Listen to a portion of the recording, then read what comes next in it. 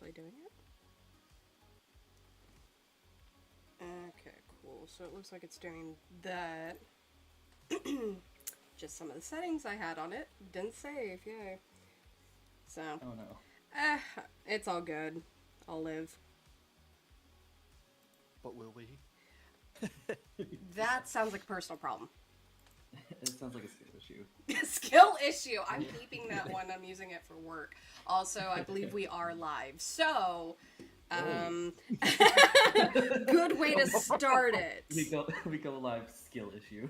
Skill issue. I just need to change the icon real quick, and then I'll start sharing the link around. Cool. Got it. Because I forgot to do that. Because heaven forbid I worried about everything else before the stream. That was planned last minute, so I mean... But I do appreciate you guys, you know, showing up and wanting to, you know, kind of talk about your own projects. Of Of course. Yeah, of course. Thank you for setting this up. Yeah, definitely. Well, I want the community to get along with each other and just kind of talk and, like, you know, but also let other people hear what we talk about because, you know, we talk about a lot of interesting things behind, you know, I guess closed servers that some people, well, it's true. Not yell at each other. Look, not just the fact that Chris eats cobwebs or whatever, but like We bite each other. I'll never live that down, thanks. You'll never they're live the that ones down. that explained it to me, so I was like, okay, I guess. I'm just gonna.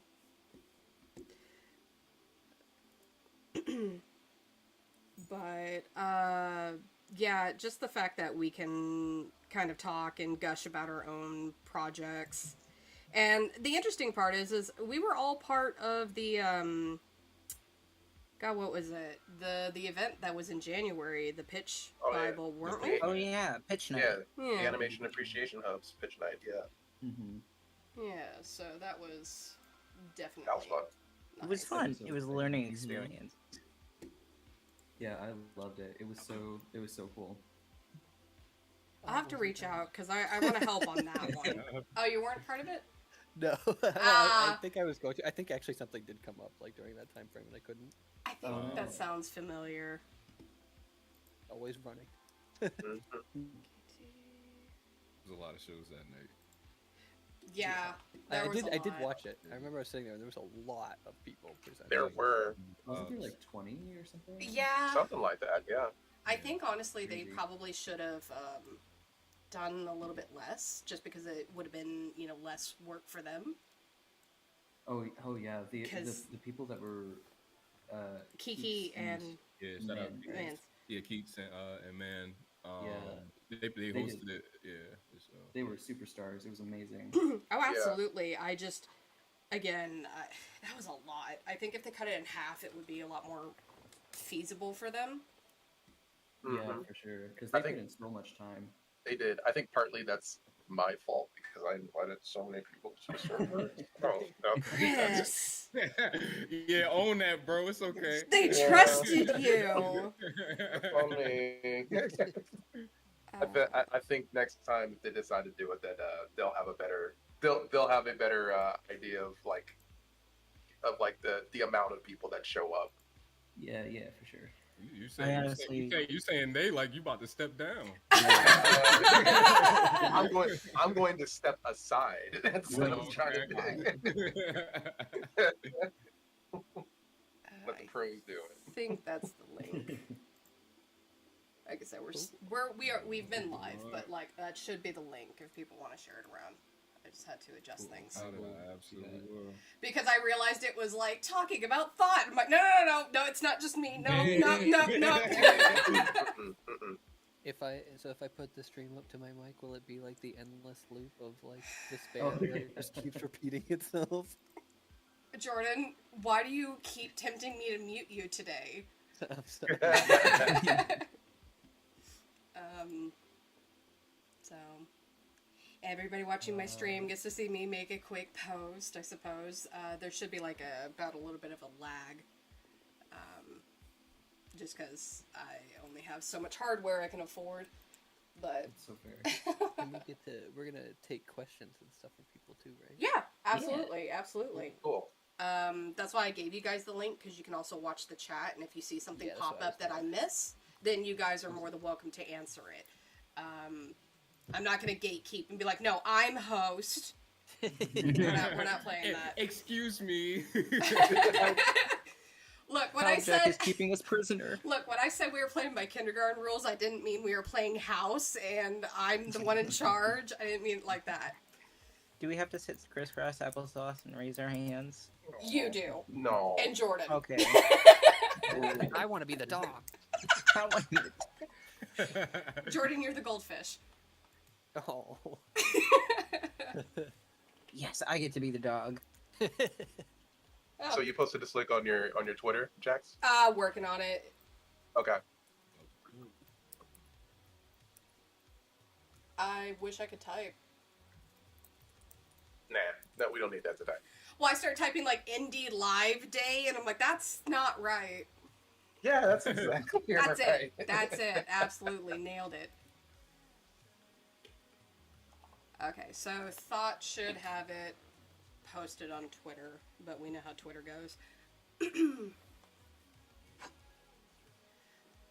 Post it on mine, and then I'm gonna retweet it on Circus to get attention. I'm sorry. Repost. Twitter isn't a thing anymore. Stop Sorry, it. sorry. Stop it. Stop it. I don't care what it says. I'm gonna keep calling it Twitter. Yeah, me too. I will never not call it Twitter. God, what Yeah. was it? I I was saying with the X, we could just call it Zitter, and then somebody said like an X is actually in like Spanish or something is like SH, so it'd be shitter. Yeah. Yeah. We can call it shit. That's, Don't give a that's shit. perfect, actually. Yeah, right? Yeah, I was gonna say it's very fitting. I was talking to my friend Johnny about this a little earlier, and we somehow it got to the conversation about the Triple X movies with like Vin Diesel, and like I think one of them got like Ice Cube in it or whatever. Holy And shit. we couldn't remember if there were like 2 or 3. And instantly, we regretted it because that made Johnny Google XXX movies. So not good vibes. God, and people thought it was bad trying to look up Thought for me. People keep reading Lumion the Great Big Galaxy as the LGBTQ. Oh my god! Cute, actually. I like that. I do too. It's funny. But hey, everybody coming in, welcome. We're excited to have you here. It is a little bit of a slow start. That's on me, but I've been fighting YouTube a little bit today, so that's always fun. But That's what we all have. yeah, I know. As animators, we have to fight them. But as everyone knows, today is Indie Animation Day. Huzzah! So Yay! I only think it's appropriate that we honestly give the biggest shout out we can to the Sunflower Club for making Yes. this day. Yes. Because honestly, without them, we wouldn't be here. We wouldn't be doing this. Yeah. Yeah. Would not be a thing. Yeah, for sure. So, for a lot of people that may not know or may have seen Sunflower Club, just kind of, out there posting up prompts and such for us to engage in. They also have their own project going on right now that has a crowdfund campaign going on. Highly, highly, On highly Indiegogo. recommend. Mm-mm. Yeah, it's on Indiegogo. Let's see if I can pull that up. But it looks cute. It looks really cute. The little It wolf does. child. They have, yeah, Mhm. they have a few different things running too right now, don't they? Yeah, but I I, guess I know like some of the off creators and stuff. Too. yeah, I but I think believe so. that one's just the one that's being crowdfunding at the Propel. moment. Yeah, it looks really good. Yeah, the Wolf Kid one. It gives me like huge Wolfwalkers vibe, and I fucking Yeah, it love does. that. I love that show too. Mhm. Should have had their thing ready so I could have pulled it up. Me on top of it, everybody. But seriously, if you guys don't know about their project, I highly recommend just kind of looking up. You know, they even have like their link tree here that you can go through and see all of the projects. Like they have Little Wolf Indiegogo page. Please go support them because it helps not only them, it helps our whole community, and the fact that they have gone through so much to get us to have today. I know, like, later this week I'll be sending some funds. It's just I'm a little short at the moment after posting up my own project. Word. So... People have money? Yeah. Yeah. Ooh, me. So, I know for me, I have to work a boring desk job to try and pay off my stuff. If anybody's comfortable talking about different ways that they've had to find money for their own things, you can always mention that. For me, Freelancing. been saving a long time. Mm-hmm. Yeah, freelance commissions, lots and lots and lots of commissions. When I was working my full-time job, I was just setting aside, you know, X amount of money every paycheck just went into a separate savings account that was specifically for my project. But honestly, just, you know, doing what you can with what you have, I think is important. Mm-hmm. Yeah, Mm-hmm. Right. Get creative. Mhm. It's Get okay to creative. Power through. I've seen some like um, really. Sorry. You can go ahead too. No, it's okay. Go ahead. I was just I gonna won't say. forget it. I promise. I've seen just incredible things like that just even individuals do in terms of just being creative and coming up with concepts and like how to execute something off of like the limitations they have. I feel like a lot of people have really like gone a long way with like limitations. Oh yeah, I know. There's this one project, Atlas in the Stars, Ooh, by I've seen that Miranda one. Tomei, Yeah. that is Yes. entirely animated by Miranda, and is also like basically just being animated. The music composition, basically everything is being done by Miranda, and it looks freaking fantastic. I'm Huge Yeah. fan. so, Huge so fan of excited that. for it. Huge fan of that. This was literally on my list. I was gonna shout out later today.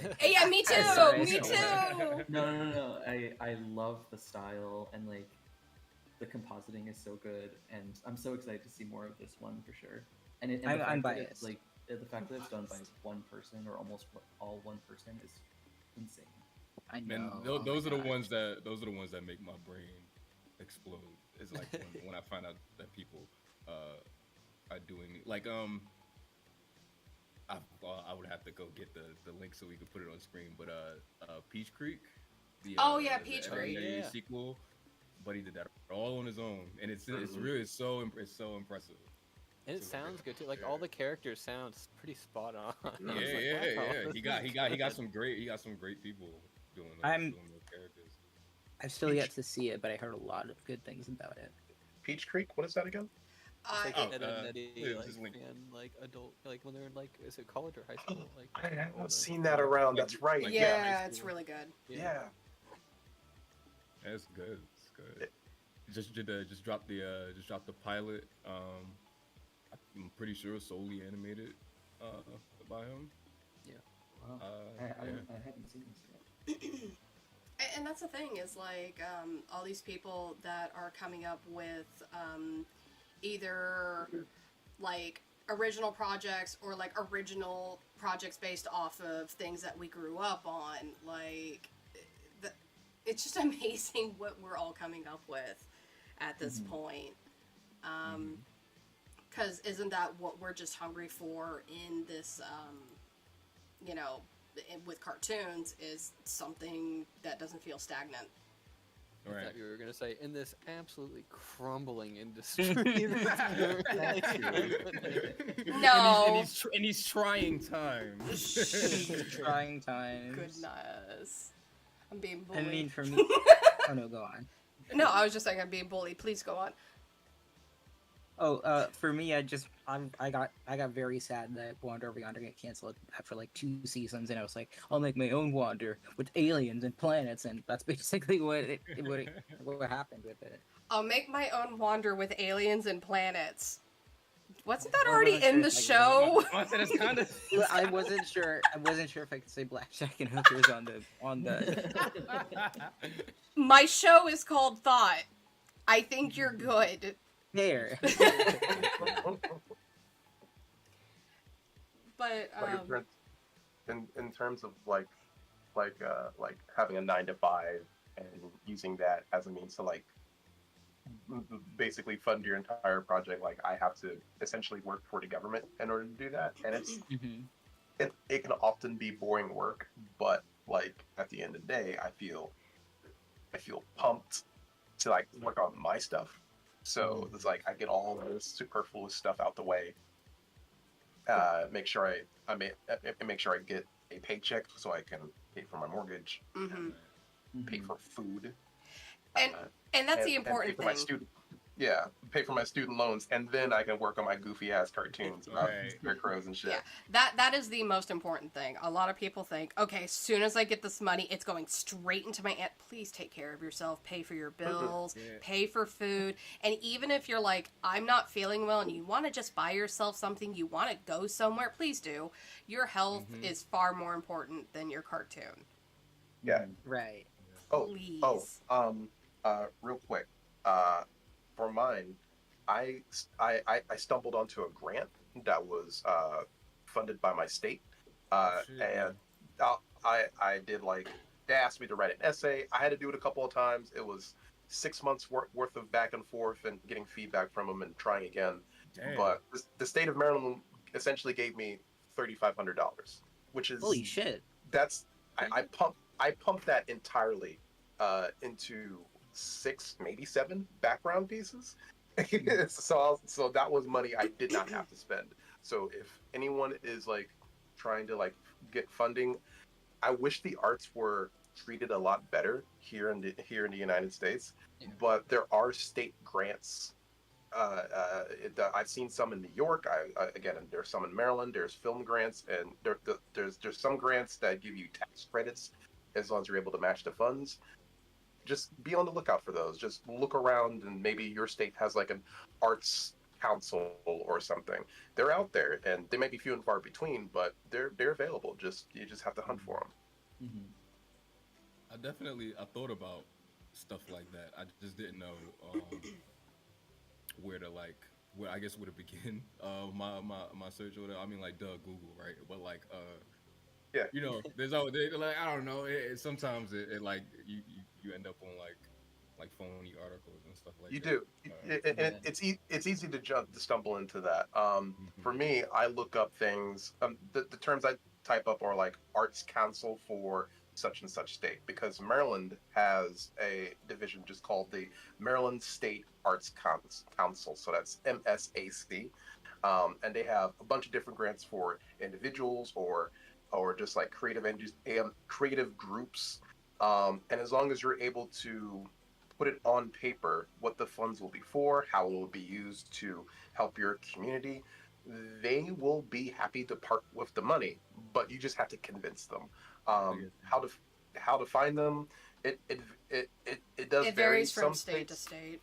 yeah, some states are a little bit more shy in saying that they're available, and COVID has kind of messed things up for people with like scams and all that. But they are available, and I don't mind giving tips on how to find them. I don't know where all of them are, but they are out there. So it's just a matter of just tracking one down and being able to like just write something cohesive. Oh! I am Where's so that? sorry. I don't know what's wrong with my dog. He wants that grant too. He wants to the participate grant, too. But But like, yeah, I can give tips later. Yeah, that's all there is. yeah. And those are really great tips. Unfortunately, I live in the great old yeehaw state of Texas, and they would prefer that you make live action film and not Yeah. cartoons. Yeah. So Wow. there's not a Unfortunately. ton, unfortunately, for any local Texans and such, because either you're painting something or you're making film. There's not Yeah. really things in between. However, there are other states that, such in like Chris's, experience, you did luckily have that. But it's not to say that there's not going to be somebody that comes into office and decides, oh, we do need this, so check frequently. Mhm. Right. Yeah, and also because I've done some research, I live in California, so I was looking into film grants for like the LA area, and a lot of them are specific for live action, but there's no harm in also reaching out and saying, "Hey, I actually don't have a live action thing, but would you consider, like, could I still apply, and would you maybe consider it?"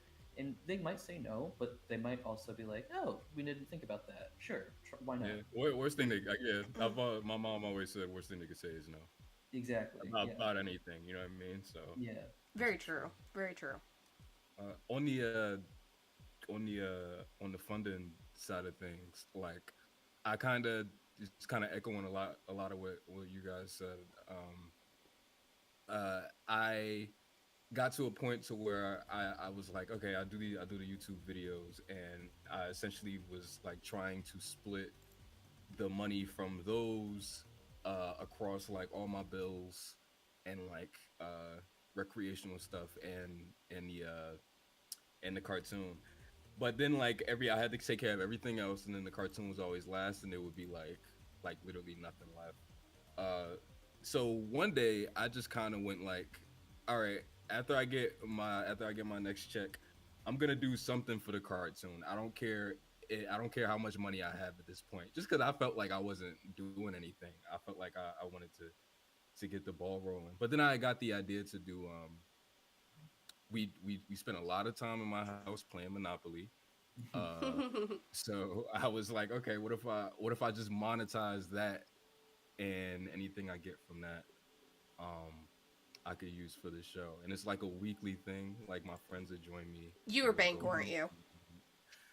Huh? You always played bank, didn't you? The Was banker. I bank? You know what? In high school, I was for sure. I was a banker in high school for sure. The worst one was But when they now- introduced the credit cards into that game. What? Yeah, they introduced credit cards into that game. No, That is way. so I don't got easy. that one. That's so easy to cheat that thing and type in like $1 million and take everybody's Wow. money. No, I don't got that one. Oh man, that's scary Monopoly. That is scary Monopoly. Scary that's Monopoly. that's find out who your friends really are.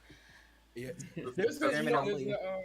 there's a rule on the game. You can play it. You can play different house rules or whatever on the game. And one of the rules is that when you buy a property, you don't need all four to put a house or a hotel on it. And that's the worst one to play. Mhm. Like you can land on anything. You just put a house on it as soon as you get it. Scary Monopoly is when you land on a bank, you have to relish all your possessions. It's just like real life. Yeah. Yeah. Do we want to, I guess, go through, introduce ourselves, and talk about our Absolutely. future projects briefly? Absolutely. That's what I was thinking. So who would like to go first? Don't all stand up at once. We can go down the line and like just either we can start with Chris or we can start with three.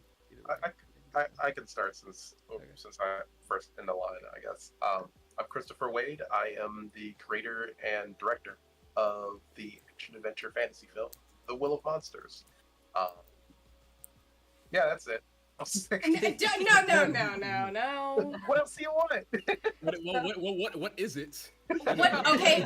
First, yeah. Like, what is it? What made you Okay. go? I want to make something with scarecrows. Like, come on, Right. man. I didn't think we were going to go that deep into it. Okay. We here, bro. Let's do it. Okay. It's weird. Like, okay, so the story for my project is about two scarecrows who they meet a untalented, powerless witch who is essentially a runaway, and they have to basically learn how to work together so they can not get killed by this vicious flock of crows. I came up with the concept because I'm a big fantasy guy. I love listening and watching stories like Lord of the Rings and playing through different Final Fantasies and watching my friends play D&D. That shit is my jam, and I've always wondered, okay, what if there was like a different spin on it, right? Like, what if instead of just like the tried and true medieval fairies, dragons, and wizards, it had like a more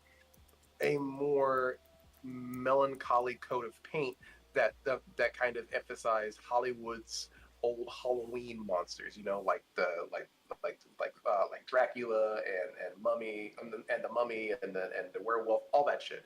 Uh, I thought that putting a different spin on it would lead me to a bunch of different ideas that we don't really see a lot in fantasy, and that's how I came up with the idea. Yeah. No, and it's See, and fantastic. it's looking fantastic, and it's looking Appreciate like it's going to be a big adventure. Yeah, thanks. It would be kind of sad if it was a people, small adventure. They just go next door. Yeah, They get a cup of sugar. Domesticated.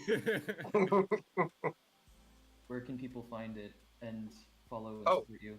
So you can find my project pretty much everywhere since Shitter is now going down the drain. You can absolutely find it on Blue Sky. You can find it on YouTube under if you type in Chimera Workshop LLC. The official trailer for the Willow Monsters is there. You can find it on Mastodon, Facebook, Instagram, and we are working on a TikTok and a bunch of other social media that's out there. We got to hit we got to check all the boxes in order to make sure this thing's going to work out. So, just if you have an app on your phone, type in the Willow Monsters, and hopefully we'll be there. Hopefully. Hopefully. If we're not there right now, we will be soon. So, for the rest of you guys, for Chris, I was able to manage to just pull it up and everything. If you guys just want to send me quick links to just your page so I can scroll through your stuff. Because luckily I was able to pull up his cool trailer to play as he was giving his inspirational speech. So that was really cool. But, okay, looks like Evan's stepping up to the plate next. Oh, what? Oh, I thought we were going to... Let me delete that. Nope, that's going up next. You just dropped it on me while I'm sitting here quietly trying to sink into the background. Look, you turned in your homework. I'm staring at the other three waiting. Okay. Hello. I'm Evan. I am the creator of Lumion, the Great Big Galaxy. It's about 6 aliens traveling the galaxy to help a lost star return home. And it's also got deities and a spooky space guy who likes eating up light and who might be plunging the galaxy into darkness. And it's very inspired by Wander Over Yonder, but it is a cartoon that is very close to my heart. And this project that I've been developing is very close to my heart. And yeah, I hope you'll like it. I don't know what else to share about it. Well, What's Lumi's favorite color? I would say purple because it's Siona's main color, and Siona's main color is purple. But Siona's favorite color is yellow because it reminds her of Lumi and Davin. Oh, Sweet. like these roughs are fantastic. Thank you. My animators are very, very talented, and I adore seeing their stuff. yeah, I love how the animation's coming out. It's looking so good. I know. They're all Oh my marketable God. plushies. I wish. maybe the next Kickstarter. I also love your ending theme. I have played it so many times today, dude. I could have linked my ending theme too. Oh, that would have been a good idea. Let's see. Oh, I clicked the wrong thing. Should be on the page though. It should be. it should be I on just the clicked the wrong thing. I hit Indie Animation Day and I went, oh, we're going this way. I can link it for you. Back to the lab again. Nope, I'm going scrolling. Uh-oh. Okay, just making sure. I appreciate it. Of course. I just Again, wanna this make is the job a first little one. It's easier. going to be a little rough. I'm still trying to get things going, but you got the cute poster here. So, Look how happy they are. I know. Certainly nothing bad will. No! Nothing bad can happen to them in the vacuum of space. Certainly nothing can. They will not experience the horrors.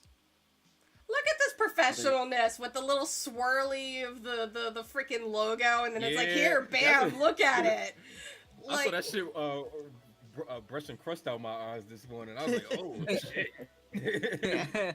I edited it in Premiere, for like 2 hours, and then I was like, I'm going to bed, and I went to bed. let's full screen it I and love the play that logo. lovely music.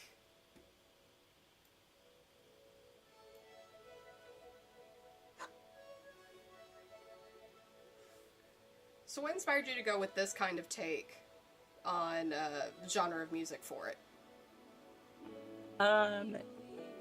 Actually, it was totally my my music compositor's idea, Tommy. Who basically I gave them like a rough thing of what I wanted. Like I wanted to be whimsical and fun, like they're going on an adventure, but it also like has it kind of like matches the theme song in a way, or it's like an opposite of the theme song, where after a gigantic fun adventure, they're just kind of winding down for the night, like, seeing what else they can do in the grand expanse of space. And the theme, or this is like kind of like a callback to it, because you can hear the do do do do do do do do do like in the background, as it goes on. But like it's like a Lee motif. It's kind of like it's kind of like Undertale, I guess. Is like that's the best comparison I could give it. The Undertale. I'm not sure if you heard my big gasp in the background, but I love Undertale's fucking much, dude. No, literally, we were like, yeah, you're basically gonna be totally fucking Fox. But yeah. Light motifs. Any sounds? Yeah. Thank you.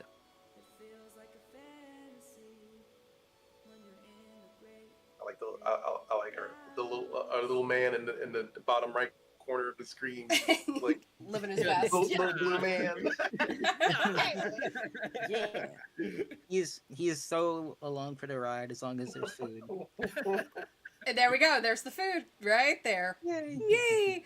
So you had mentioned crowdfunding. Any plans for when that is? Or are we still working on that? We're still working on it right now. We're seeing if we can finish up the trailer, so we have something to like promote. We do have a bunch of like rough animation and the full storyboard of the pilot that we could show, and we also have like finalized backgrounds for it. But we would like to have something like finished to show that we're like serious about getting this done and wanting people to see like what the finished product is that might incentivize them to donate. We're still thinking about a funding goal.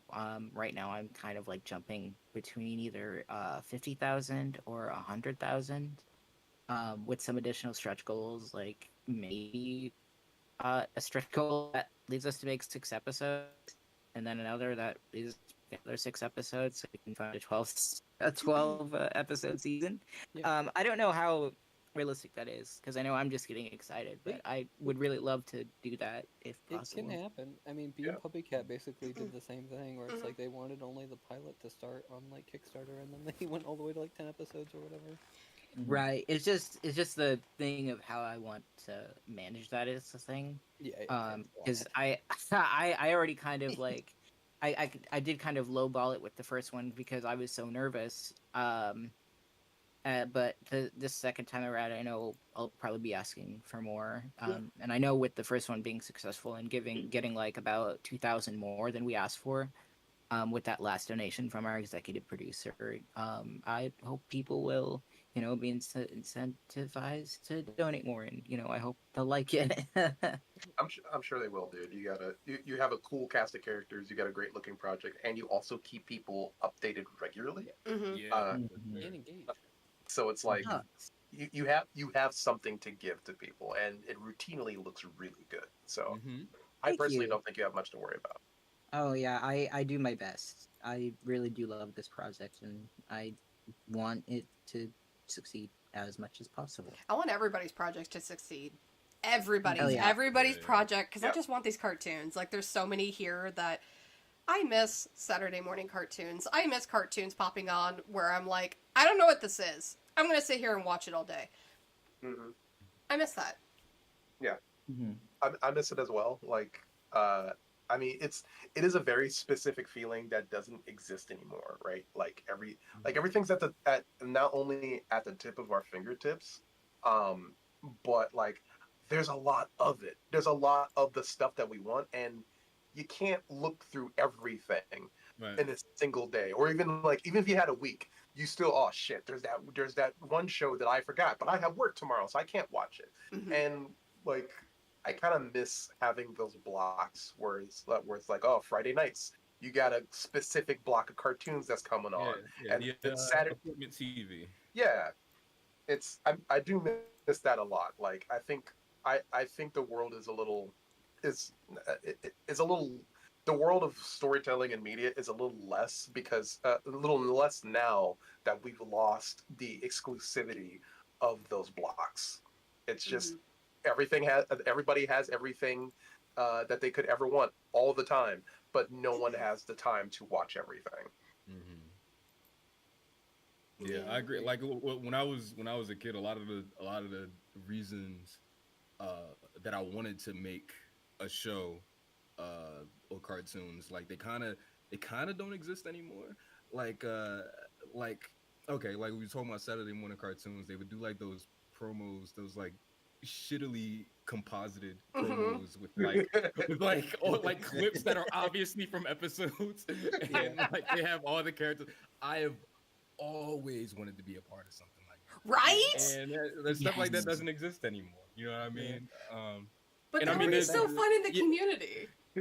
Let's hear what Ash Ketchum has. Let's see Ask what Ash Ketchum. Ketchum Yeah. thinks about Pinky and the Brain. yeah. You know, this is one of my favorite ones is Hank Hill and the Silver Surfer. Oh my god, It yeah. makes no sense, but it's such a relic of that time. It's so funny. I Hmm. think mine is when they had like when the hub was branded as the hub, they had it with Dan versus and Pinkie Pie, Hmm. where Pinkie Pie I think Oh painted yeah. Dan's car pink or something, and he was like, Pinkie Pie, and she's like, you can watch Dan versus and My Little Pony all on the hub. We're Yeah. only on the hub No, or Yeah. something like that that. stuff is cute. That might Uh, have been the last. They might have been the last ones to do something like Yeah, I think probably. so. The other nostalgic thing I had was like where they would try to do reality TV, but with like the Scooby Doo gang, that. and Yeah. like they would have Fred like trying to talk about something, and then he like completely breaks character just to get in the camera's face to ask Daphne to call him back. Mhm. Like, Yeah. With that also kind of like what was it? I can't remember if it was Cartoon Fridays who did that, like where they had like the Powerpuff Girls introduce a segment, yeah, or well, they had CN City too, where they yeah. had like the characters from Foster's interacting, Samurai Jack, Powerpuff Girls, all those guys interacting. Yeah, you definitely don't see that anymore. That was one of my favorite uses of that Yeah. kind of shtick. Just like that city-wide world where everyone Yeah. is Or, or everyone can see one another. or Samurai Jack and Johnny Bravo are doing laundry or whatever. Oh yeah, Yeah. yeah, yeah, yeah. Yeah. And the ship was born. And it's Yeah. just like, All right, and we're gonna do Port by the Sea now. You're up, Jordan.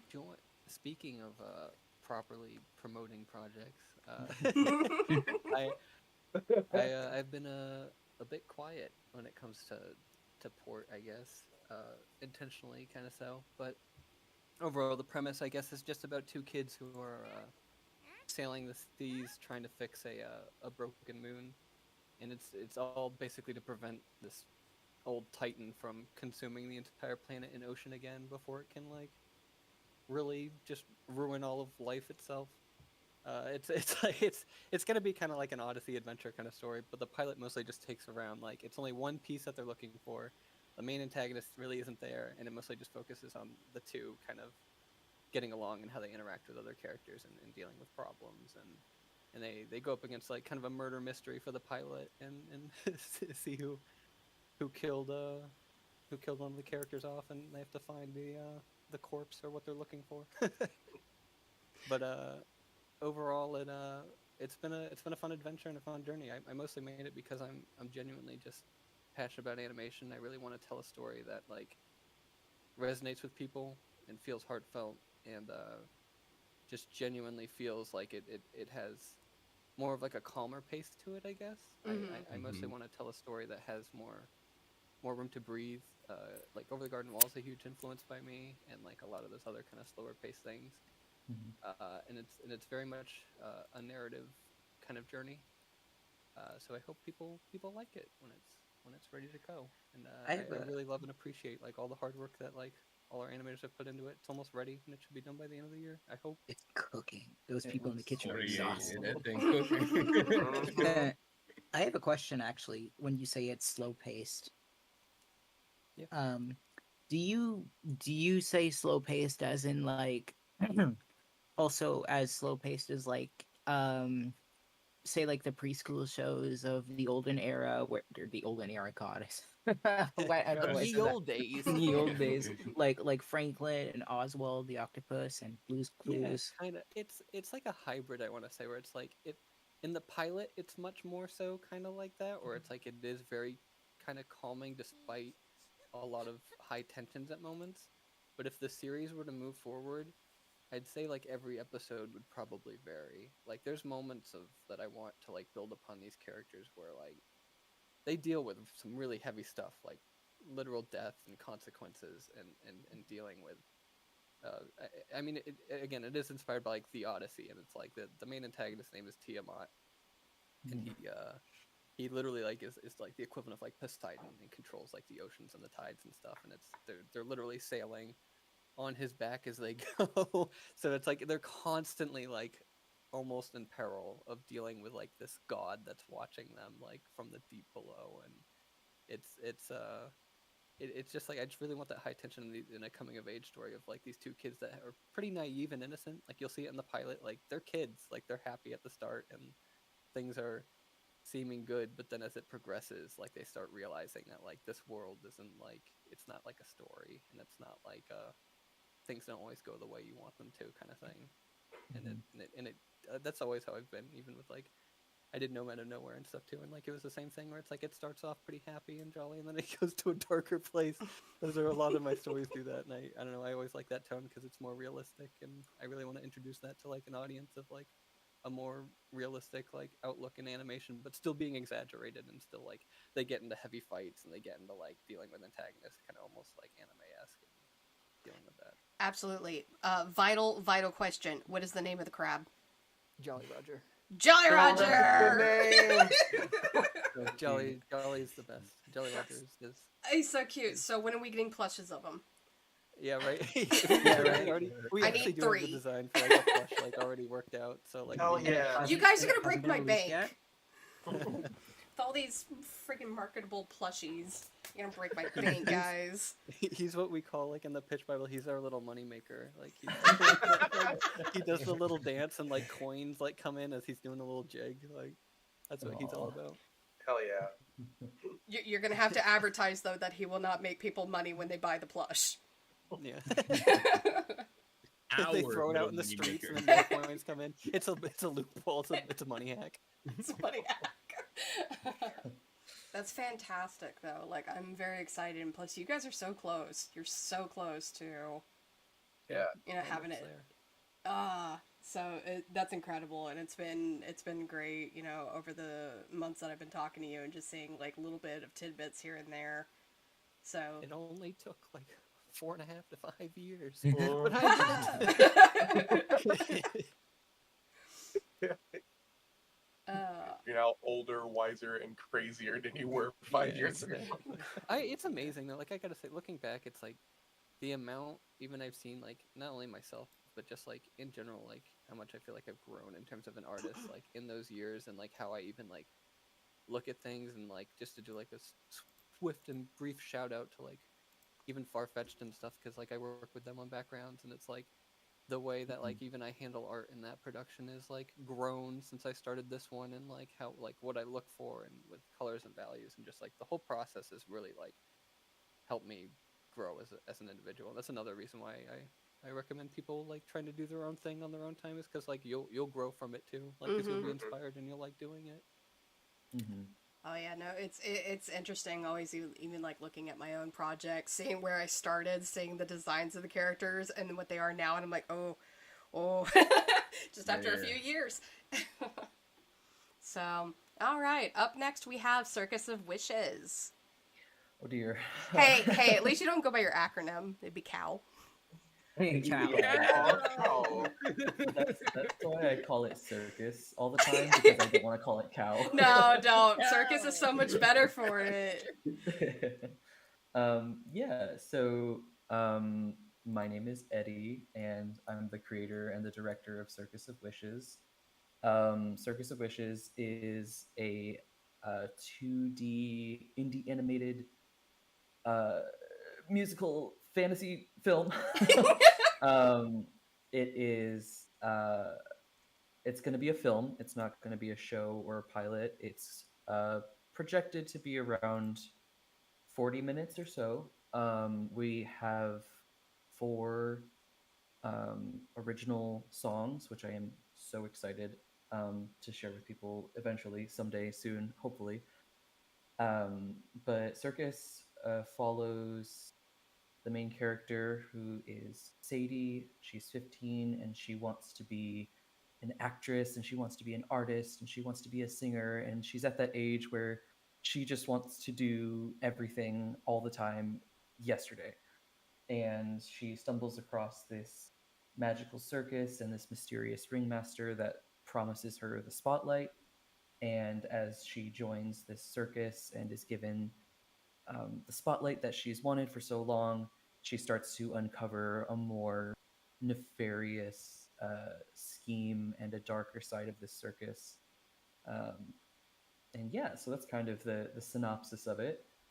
Um, we're currently just knee deep in storyboarding. We've got a lot of storyboarding to do. We're also working through our recordings with our voice actors, which has been so rewarding. It's been an absolutely amazing experience getting to work with the voice actors and the cast. Um, but yeah, that's what we're up to. Um, yeah, that's what I got. So, what is like the biggest inspiration you have for this that led up to you being like, I'm gonna make that? Because I see you post up about your robot boys, and I love the robot story. Yeah. But like, what made you go, we're going with Circus? Yeah, good question. So Circus of Wishes is actually something that I have had in my pocket for a little over a decade. They were my DeviantArt OCs for a really long time. We love it. But as time went on, I knew that I really wanted to do something with the story. I liked the premise, I liked the characters, but I didn't really know what I wanted to do. And I was writing and rewriting, and I was going through, different phases of my life and exploring, what kind of story I wanted to tell. And I was getting frustrated, and I was comparing myself to other people. And then there was this moment, you know, last year or almost a year and a half ago now, where I was like, hold on, that's the story. The story is the struggles of being an artist. The story is wanting to be your best and comparing yourself to others. So the story of Circus of Wishes is very much a film made by artists for artists. It's about comparing yourself to other people, and how um, corporate art world can pit you against your fellow artists instead of uplifting each other. There's a lot of things that are very personal to me with the film. The main character, Sadie, is sort of inspired by my experience as an artist, where I really just wanted to do everything when I was a kid. I wanted to be everything, I wanted to do everything, and that I could do it all at once. And one of the secondary characters, Percy, is inspired by me when I was a teenager, where I was pretty like emo, and I was like comparing my time, and it really got me in a difficult headspace as an artist. So all of these characters are kind of drawing from my life as an artist. So that's why I went full steam ahead with this, because it was just something personal to me. No, that's very inspiring on that. It's just again like I know you have so many like good stories, so I've always been like, why are we going this one? I love it, but I'm always curious of like, why did you choose to do this one when you have a stack? Because like I know lots of people that can't even make the first choice. To be honest with you, it's because I had to start one. I had to choose one of them and commit to it. That's Because what I have was so hoping you were many. going to say, Yeah, I have a lot of stories that I want to tell, and which is not a I, bad thing. it's not a bad thing, no. But there was a point where I was like, I can't keep bouncing between 400 different stories because none of them will ever get done. So, and actually, this also kind of ties into some themes of kind of perfectionism and pushing yourself too hard as an artist. If I waited to make Circus for when I felt ready, I would never make it, Mm. because Mm. I feel like as artists we never feel like we're ready. We always are like, well, it could be better. It could be more, I don't know, maybe it's not that good. Maybe I should rewrite it. But if you don't just sit down and just commit to it, you're just never going to make it. Mm-hmm. Mm-hmm. So Mm. there just It- was a point where I just was like, okay, here we go. there was a Yeah. point when there was a point when I was working on my project like way back when, and it I began to realize there were a bunch of elements that just weren't working, Mhm. and instead of just going down the rabbit, like I was like in the early days of putting animation on YouTube, I was like 3 maybe 4 videos in, Mhm. and I realized very quickly that the story just wasn't working, so I needed to try again. I relate so much to what you said about like being where I am right now with Twom, and I'm a lot more confident in it. But I wouldn't have gotten there if I didn't make that choice of just trying it out first and Mhm. seeing where I could go with it. Because then I understood like what the mistakes and failures were. So like you're absolutely right in that regard. Where it's if you wait until you're absolutely ready, you'll never be ready. Like you Mhm. at some point you have to start exercising the skills that you know you have, and if you don't have them, you should build them up. Yeah, Mm-hmm. absolutely. Yeah, because even for me, I started pretty green right out of school for thought, and there's a lot of things I wish I did differently. A lot of things. However, I'm not going to go back and change them Mhm. because I can only improve as I go on. So Mhm. I completely 100% agree with the perfection is probably one of our biggest enemies. Yeah. Yeah. Mhm. I mean, even looking Absolutely. back now, it's like our main characters have like, if we move forward, it's like their designs have changed pretty Mhm. significantly. Yeah. And I'm just like, Mhm. well, I guess they're staying like that for the pilots. Yep. Or, well, they progressed through the pilot. Oh well. All right. And next up is Hay. Oh boy. Uh, hey, so I'm Tariq, known as Tumorific Tariq on YouTube. I do video essays on cartoons. Been doing them since I was about 14. And my show is called Hey. Uh, it is about a couple that move into their first apartment together. It's a story about two people who really love each other, trying to figure out how to love each other. I've been calling it a mix between Insecure and Bob's Burgers, two things that I really admire. We have recorded the pilot. We wrote it. We recorded the pilot. Let's We just go. got my shout out to my man Steve. He just did all of the kind of just like principal designs of the locations that the characters will be in the pilot. There's a couple more things that we have to design before we well, that I would like designed before we do the storyboards, but that's that's where we are now. Uh, yeah, I don't know. I just feel like if I didn't make something, I would be miserable.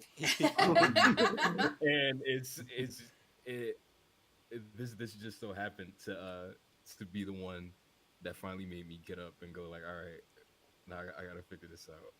Hmm. It's looking really good, man. Like it Yeah. genuinely, like it really gives off like a vibe of like very what is it, like slice of life kind of feeling that I just don't see a lot of, and I want to see more. You know, like Mhm. it's one of those things. It looks really good so far. Man. Yeah. Thank you. So I appreciate that. Thank you. It really reminds me of like turning on Adult Swim and seeing like King of the Hill airing, and just how low key it was in tone, but like just so funny in execution. And I'm really excited to see what you do with it. I appreciate that's kind of like what I wanted to go for. Success! The cartoons, yeah, right.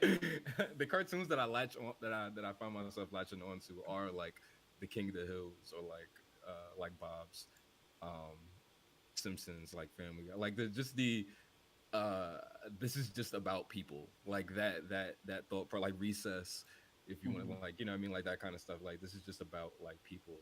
um it's so like that's kind of I wanted to bring that to this age, but I wanted to do it with black characters because that just kind of doesn't happen like at all. Absolutely. Like Yeah. it's so even like the two that people always run to are like Proud and Boondocks, but you watch those and they are relentlessly silly.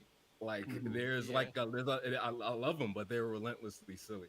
I kind of wanted to do something where they felt like real people, they reacted like real people, um, and you know you still, but also I wanted it to be really wholesome at its core, just because I feel like again just kind of the same sentiment, like a lot of black media doesn't get the chance to be wholesome. I think a lot of the time there's like a profound statement There's about always a like catch. you know what I mean, Yeah. like Yeah. the state of the country, like something like that. But I just kind of wanted to tell a story about two people that like that just genuinely care about each other, and like they're friends that like really nobody's like ill intentioned, nobody is out to get anybody.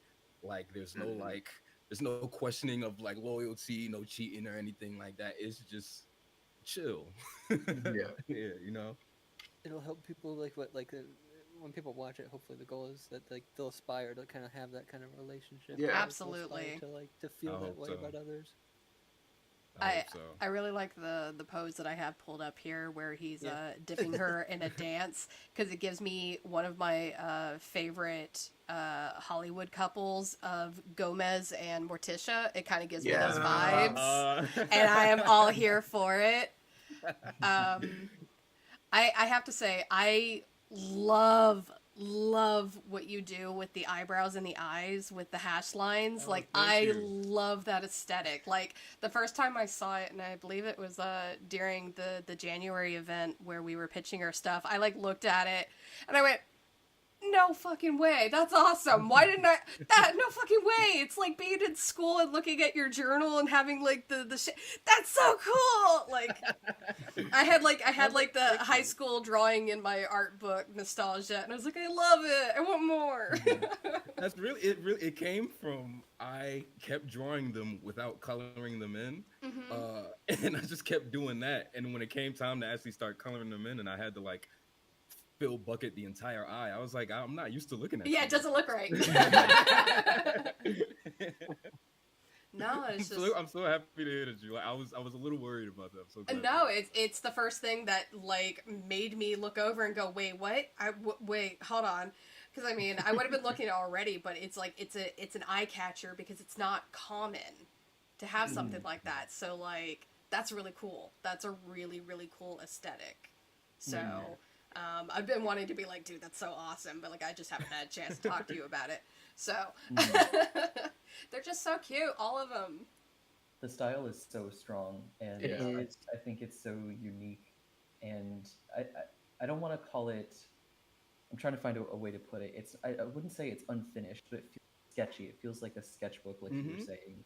And I think that embracing the medium and embracing, the animation of it is such a smart idea, and I think it looks so good.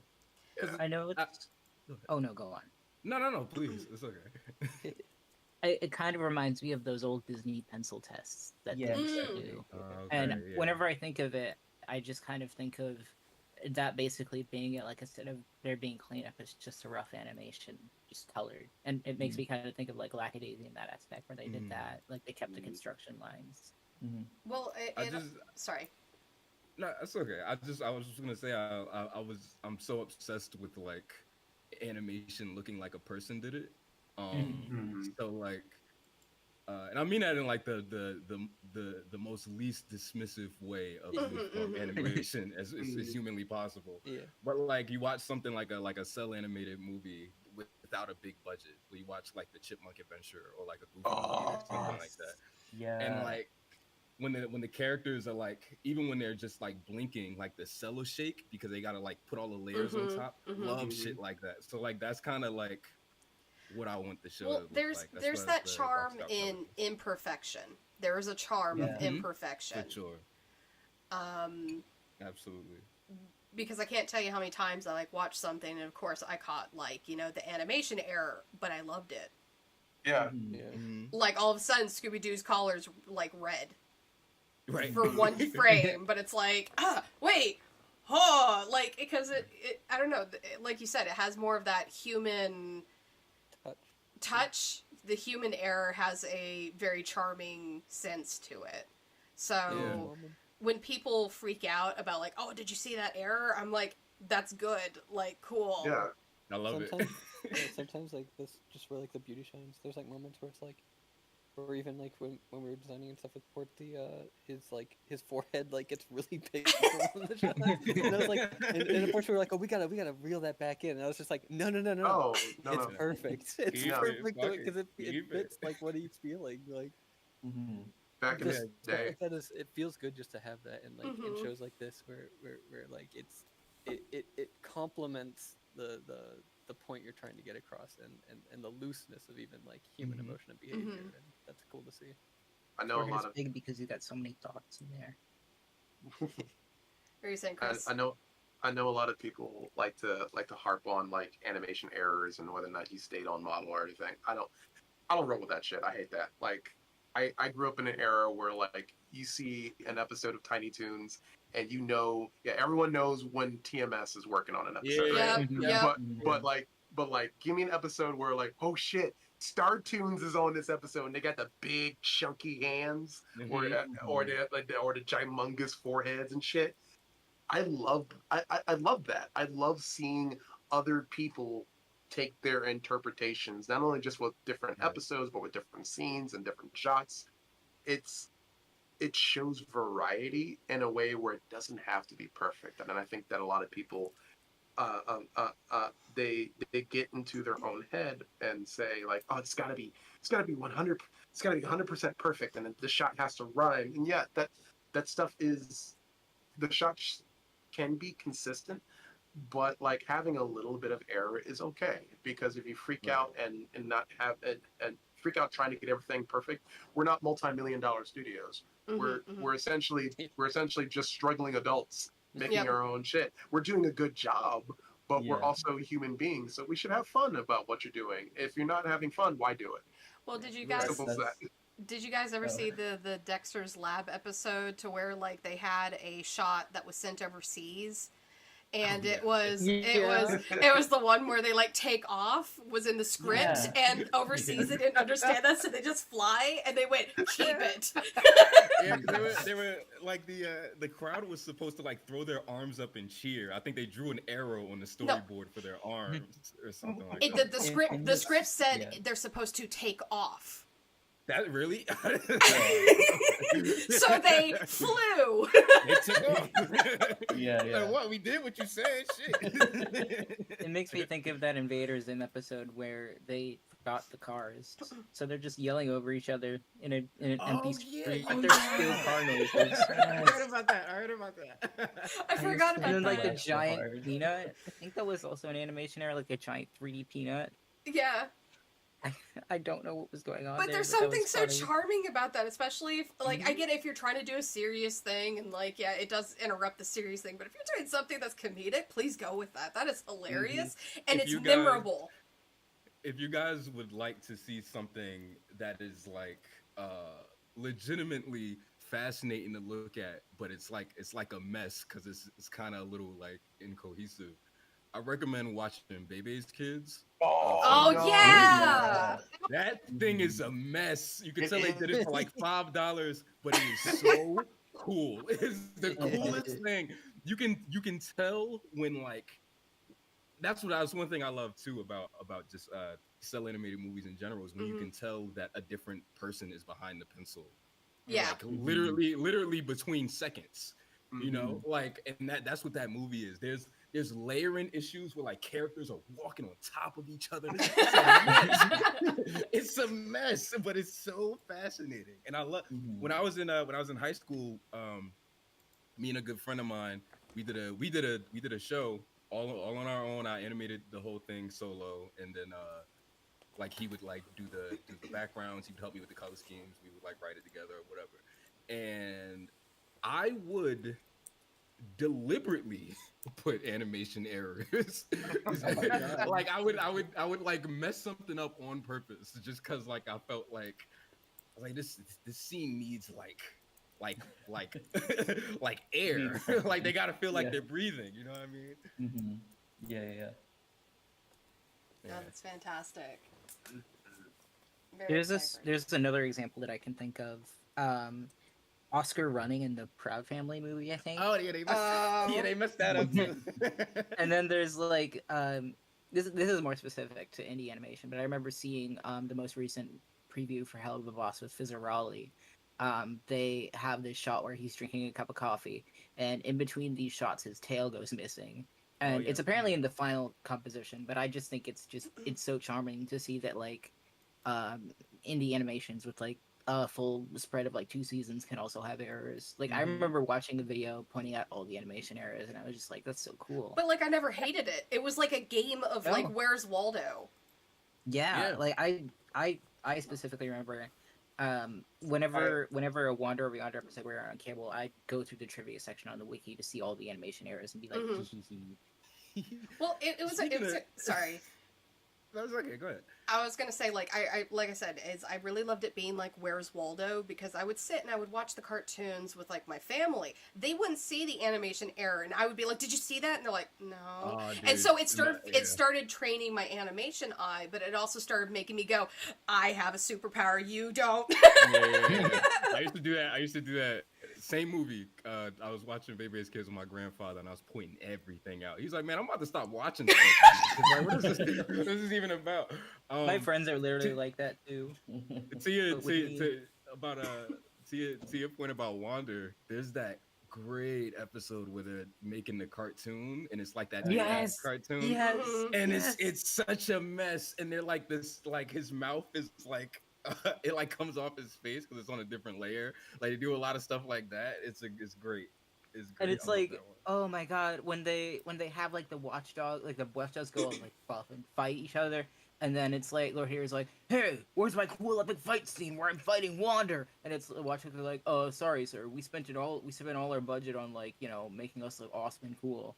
Like the funniest fucking thing. Like I love how it's just basically a shout out to like the shows that Craig and crew like watch, like the Hanna-Barbera stuff, like He-Man and all that. Like it's great. And like if you watch the end credits, usually have like a little storyboard thing in the end, but they basically have it so that the thing references, and I said, hey, yeah, like at the end with like Lord Hater and Wander, and it's like the greatest thing ever. Oh, absolutely. And also Lord Hater going, oh, animation is so hard. People who do this for a living deserve more credit and respect. Iconic. Keith Ferguson. Yeah, I'm so sorry iconic. for butchering that. He is our hero. Ooh. Okay, so we'll move on to thought, and then we'll start talking about other people's projects in the community that we have interest in. Yeah. Sound good? Yeah. Yeah. Yeah. Awesome. Tell us about thought. Yeah, Eddie, you already know about thought. You've worked on thought, sir. Tell us about thought. We Um, want to know. I know. Where are the God, thoughts? We want thoughts. Bring me more pictures of Yoko. Oh my god, Give me more bro. pictures of thought. Okay, so I am just going to start off with, my name is Jax. I am director of the Heroes of Tomorrow. Yes, I understand the acronym is thought. I did do this on purpose. Please stop messaging me, asking me, do I understand what the word means? I do. It's funny. But, I don't think they know. how did they know? I had it on a shirt. I had a shirt that said, ask me about my thoughts, and I was advertising my, my series, and a guy goes, do you even know what that means? I'm like, yes. And he's like, so why are you wearing it? Funny. And I'm like, because it's just funny. But anyways. Do you know what that means, sir? Yeah. Yeah, I'm like, dude, I just want to buy my Arizona tea and go. Thank you. Bye. So anyways, with the Heroes of Tomorrow, what my goal is I am a huge fanatic for horror films, and I'm not so much for horror films nowadays because kind of like how animation is, a lot of it has been kind of taken over by Hollywood, and it loses a lot of that charm because of the errors and like, oh well, this one stunt thing didn't work, but we're out of budget, let's try to make this horror movie still work. I love that kind of charm. I'm very much into those kind of things, but animation and horror, there are cartoons out there, but there's not a ton in the Western side of animation. And if they are, a lot of times they're anthologies. And for an explanation on anthologies are where each episode would be like one story, beginning, end, finish, we move on to the next characters.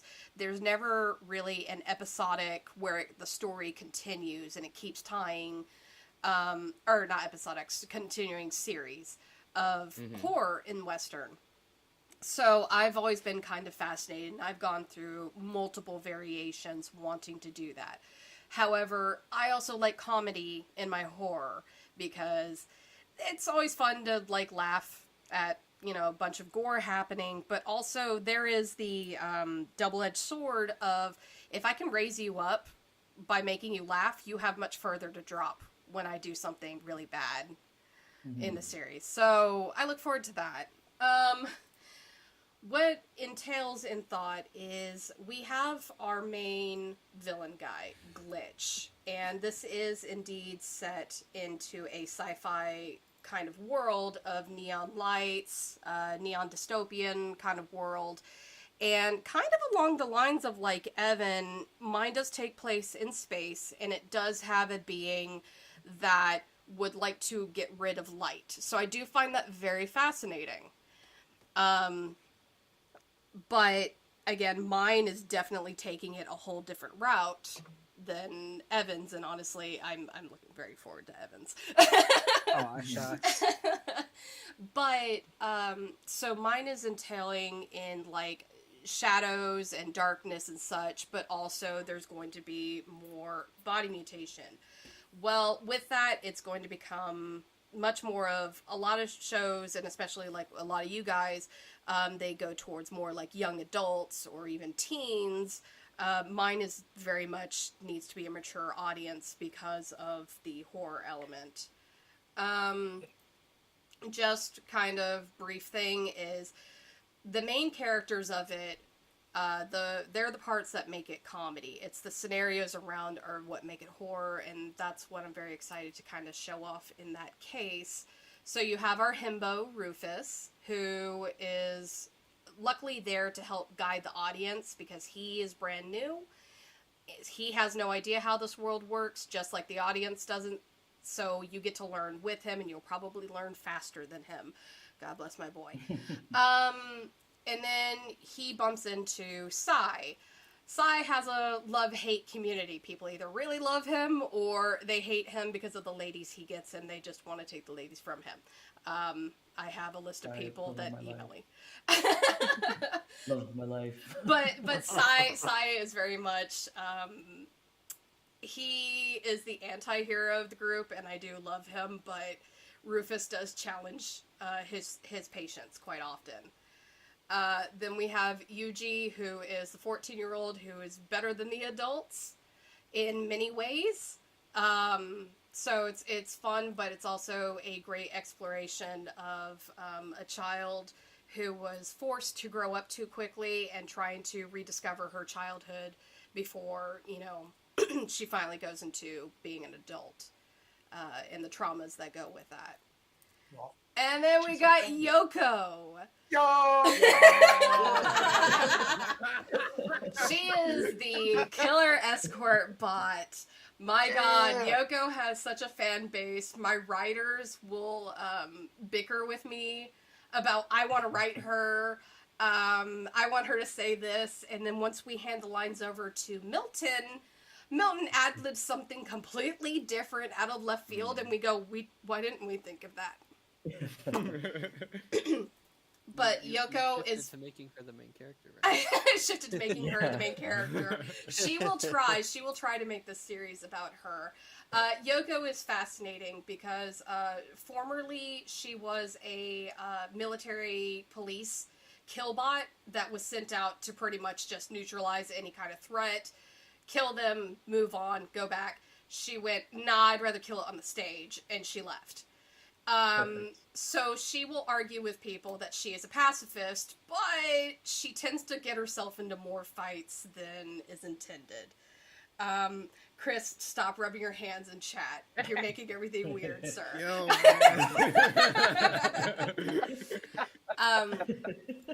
But a lot of my inspiration came from, I'm very much nostalgic for the 80s and the 90s. So I'm very nostalgic for retro sci-fi. And what that is, if you don't understand, is if anybody here has seen like the Alien movies, that is set like way in the future. But if you look at their technology, it's very all 80s. It's very Yeah. garbage 80s. But there's charm in that. Like the Fifth Element, that has Yes. retrograde. It feels like there should Technology. be holes in the ship sucking them all out. But at the same time, Yeah. it's somehow holding itself together. Absolutely, absolutely, and I'm very much into that retrograde, 80s sci-fi, and that's why like Yuji rolls around on rollerblades, and she has a cassette player. Like I'm bringing some of those things back, but there's still sci-fi elements. So that's very much what we're going for. I have an amazing crew that I work with, from board artists, animators, writers, actors, and so many people are generous in this community, and I love it, but it also drives me nuts because I just want to pay everybody. For instance, shout out to Milton for being Yoko. He was like, I'll do it for free, and I said, no, you won't, and I paid him. And then Byrne, who plays Rufus, on the last gig I had with him was for the comic dub of the Heroes of Tomorrow for the Christmas comic dub. And I said, okay, it's time to pay you. And he said, no, I'll do it for free. And I said, no, I'm paying you. And he goes, then I donate it.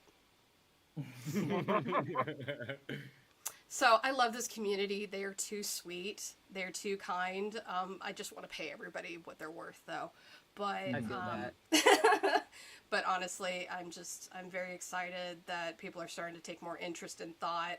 I know it being a niche horror group, it's gonna be a niche, kind of feeling for people, because some people really like horror, other people really hate horror. And I understand that going in. But I'm not afraid of it. There's a lot of people that want to be like, I want everybody to like my thing. Not everybody's gonna like mine. I know, I knew that going in. And I think just the fact of how much love I have for this project, that's all I need. and I think that's all anyone really needs on it, because you're going to be stuck looking at these characters for so long. You better love them. I am. I mean, we, Jax, you and I have spoken about your project for Oh, absolutely. a number of times, and I love these characters. I've already said so before, but I need a VHS edition of this show. Just like with the scratchy cover and you have a tough time trying to get it out the fucking box. And the neon case. But it's a cardboard box. It's not like the Disney plastic box either. So you don't want to like ruin it. But yeah, no, absolutely. I've thought about those aesthetics if and when I ever do some crowdfunding. But that is very much down the road. I probably won't even look at crowdfunding until like first episode, just because, as I've explained to a lot of people with Thought, it started as a school project and I was going to have more horror things in the pilot, but my school went, "That's scary. No." Good. And I was like, okay, fine. No, so I snuck in one. Good. Yeah, I know. I snuck in one scary thing, and they're like, "Well, we'll just cut it off at the festival before that." And I went, "Okay, cool, thanks." And then, of course, it didn't get to that point because we only did the trailer. Yeah, we're too scared. We were only able to do the trailer because this is around the time of COVID. Mm-hmm. But just awaken a memory inside of me though, where it's like those old VHS boxes, you know, like the plasticky squeak of trying to get it open, you know. Oh no, I have thought about it like long and hard, and then like the fact that Chris was showing me the Blu-ray that looks like a VHS, and I'm like, oh no. So you gotta. I think to your point though about the show being niche, I think inherently that kind of helps it, because when you do stuff like that stuff that's very specific, you create like diehard fans, because they're like, I can't get anything like this anywhere else, and like that makes them attached to it even more, I think. No. People starving for content like right now, like that just doesn't exist. Oh, that's definitely it. And I've had a lot of young people ask me, like, hey, like, what inspires you? Like, I don't know how I'm gonna go about this, and I'm like, make something you want to see. Yes. Make something that you just sat there and been like, oh man, I would have loved this. Damn it, I have to make it, but I would love this. And that's me. To that point, just super quick, I've seen a lot of people that are like, oh, I want to make something that is popular, and I think that's a legitimate thing to be like, I want to be successful, but if you don't like it, you're gonna hate making it. Yes. You know, you got to do something that you're excited about and you're passionate about, because it's just gonna be a slog otherwise. I think people just don't often put a lot of thought into what the word success means. True. It's like it can mean so many different things to so many different people, and it's just like, if you want to make something, so you're like, I want to make a lot of money. It's like, okay, like you can do that, but it's just like, but I really do feel at the end of the day, it's like, if you have more heart into it and you're giving something like to people that like that you want to watch and that you want to see and that you're invested in doing, because you're almost making it for yourself in a way. Yeah. I feel like you're more likely and more inclined to attract people because of that. I think people can tell. Like, I think people can tell if you even like what you're doing. Yeah, if you. So. And even like saying things like, you know, I want to do this to make money. Well, buddy, you're in the wrong business. Yeah. I love what you want to do. You gotta, before you even sketch a character, you gotta understand that it's very likely that you will not see your return. Absolutely. On what you're doing. You gotta do it just because you really, really like care about it. Now, if you're in the field of, I want to lose money, boy, do we have the industry for you. It is one big old gamble here. Come on down. Move to another state that's nearly impossible to pay rent in? Oh, man, I would love that. That's great. Plan to live off of bread crust and mayonnaise? Yep, we got that job for you. Struggle sandwiches. And we're not trying to scare you guys off, but that's just kind of honestly the reality of it. That it is. Like, And wait, we go ahead.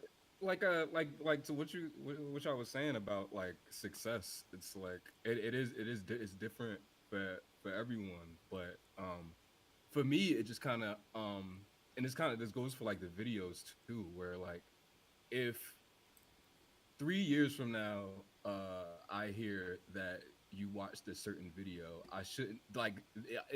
I feel like the video is successful if I hear that you watched it 3 years from now, and I don't like hide my face and go, "Oh no, you watched that goofy shit."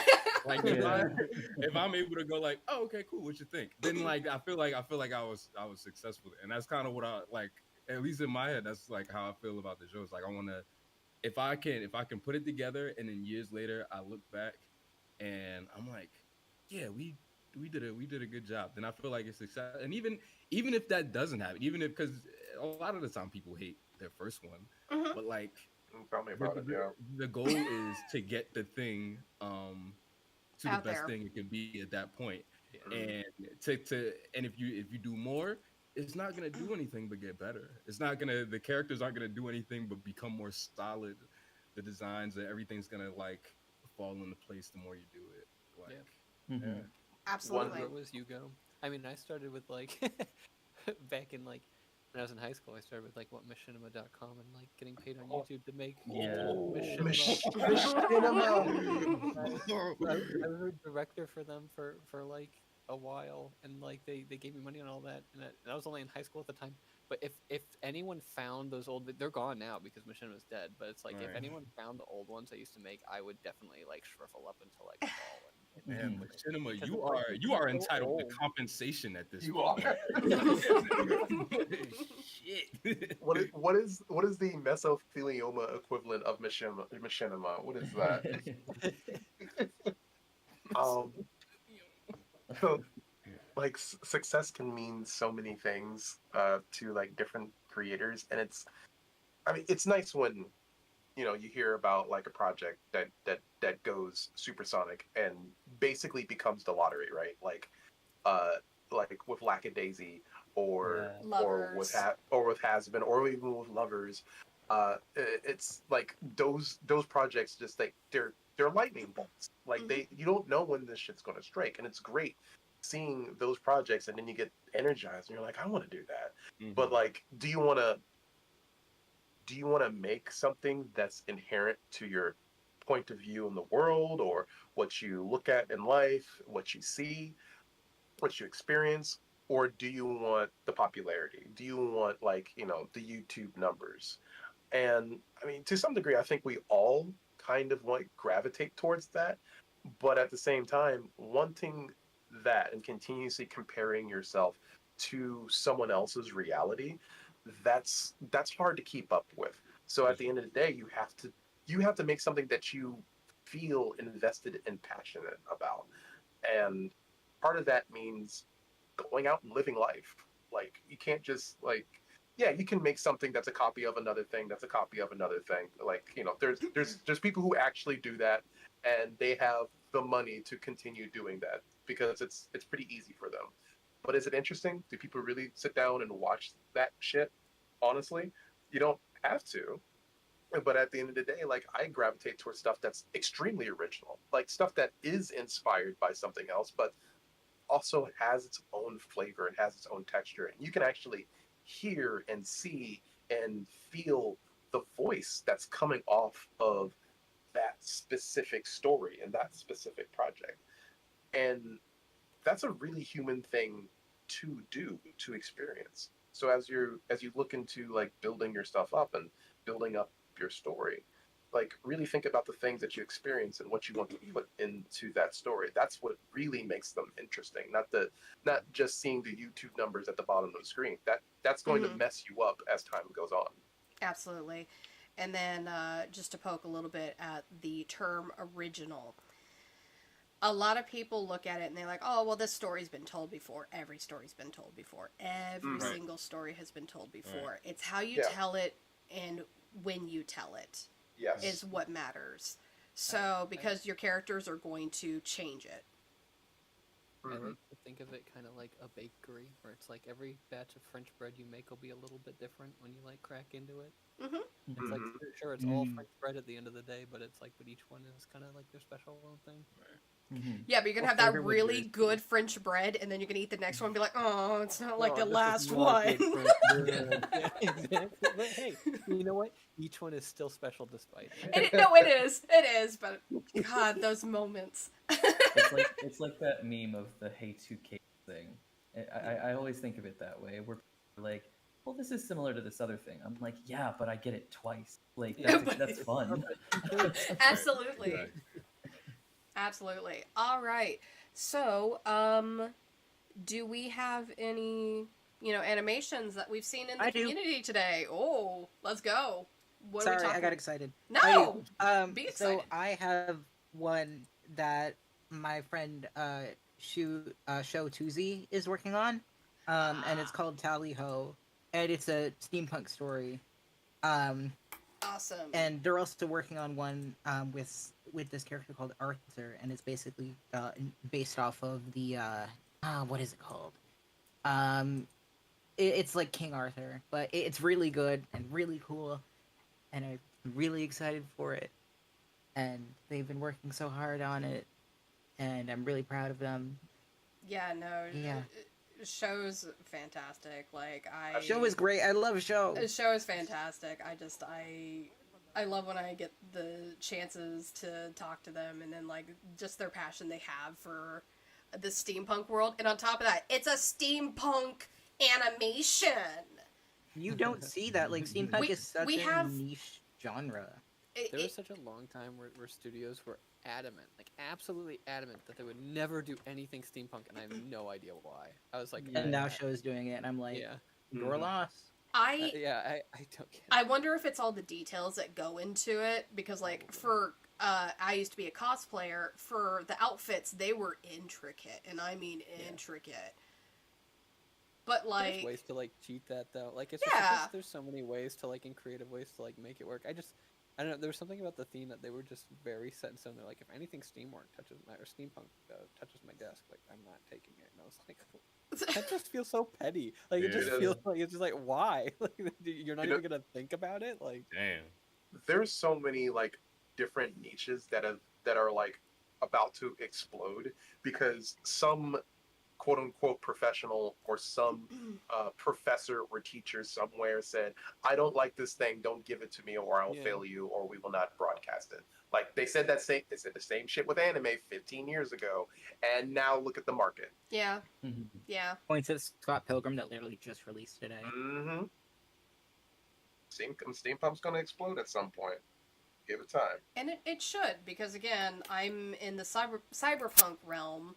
Like, I Mhm. want to see more cyberpunk things, just like I want to see more steampunk things. Diesel punk. Oh god, I would love to see diesel punk. Anybody gonna touch that one?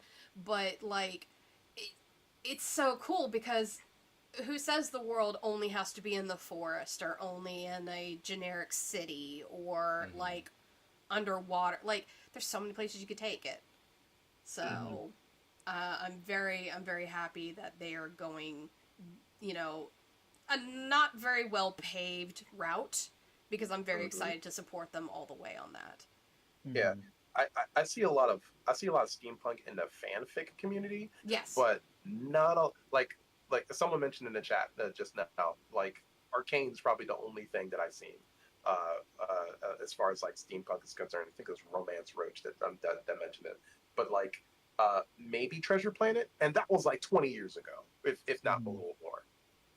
Yeah, that one's an interesting breed on that one, but unfortunately that didn't do Disney numbers. Mhm. So everybody kind of swept that under the rug and ran Yeah. away screaming. There's a bunch of different reasons for that, but like Yeah. yeah, but anyway, like steampunk is ripe for a niche market to really like get a hold of and tear its teeth into. I can't wait for it to happen.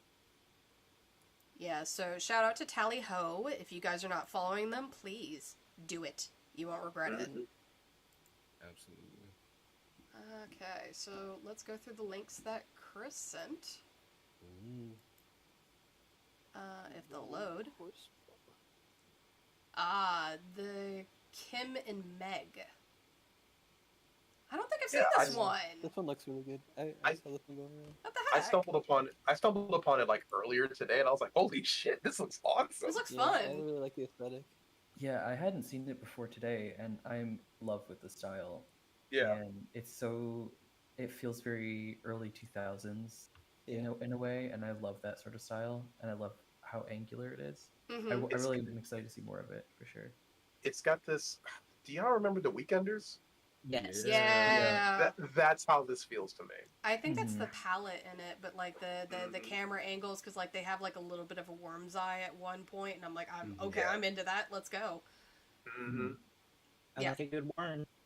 Yeah, play with your camera angles, please. Don't keep them static. Play with the camera angles. Don't be afraid of them. Yeah, I'm ready for this one. This is cool. That's gonna be really cool. Next one that didn't want to pop up was Court it's- Quest.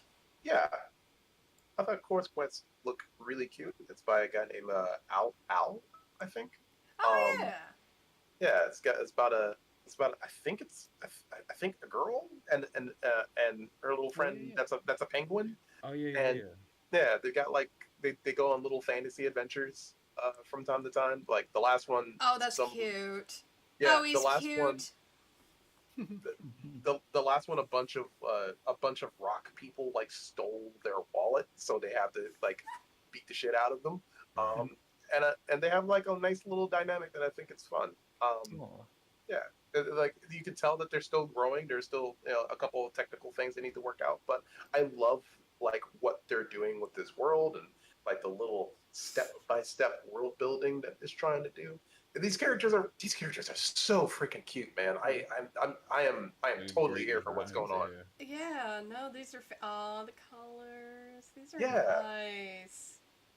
What I love, I co-sign the pilot. I've seen the pilots. I co-sign it. It's really good.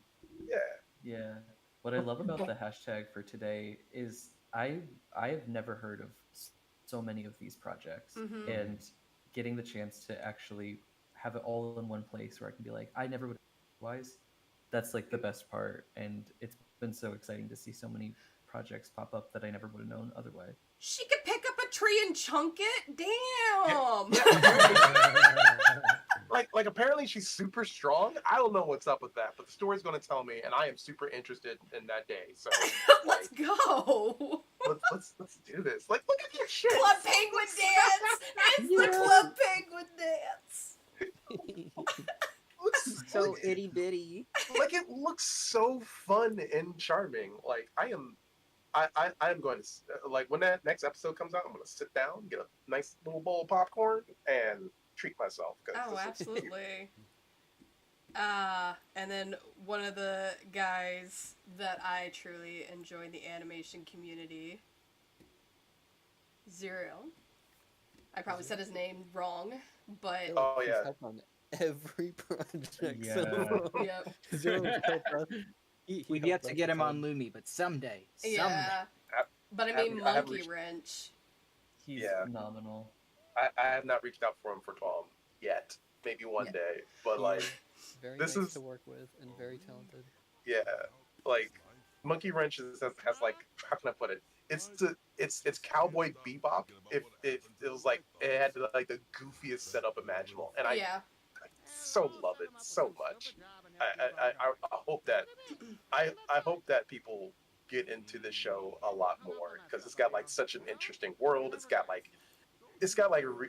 characters who have like very pragmatic problems, but on an extremely goofy scale, Mm-hmm. and you believe it. You believe what they're going through. You believe like some of the stuff that like this character with the float. I forget his name at the moment. With the floaty hair, he's got like a portal in the back of his head.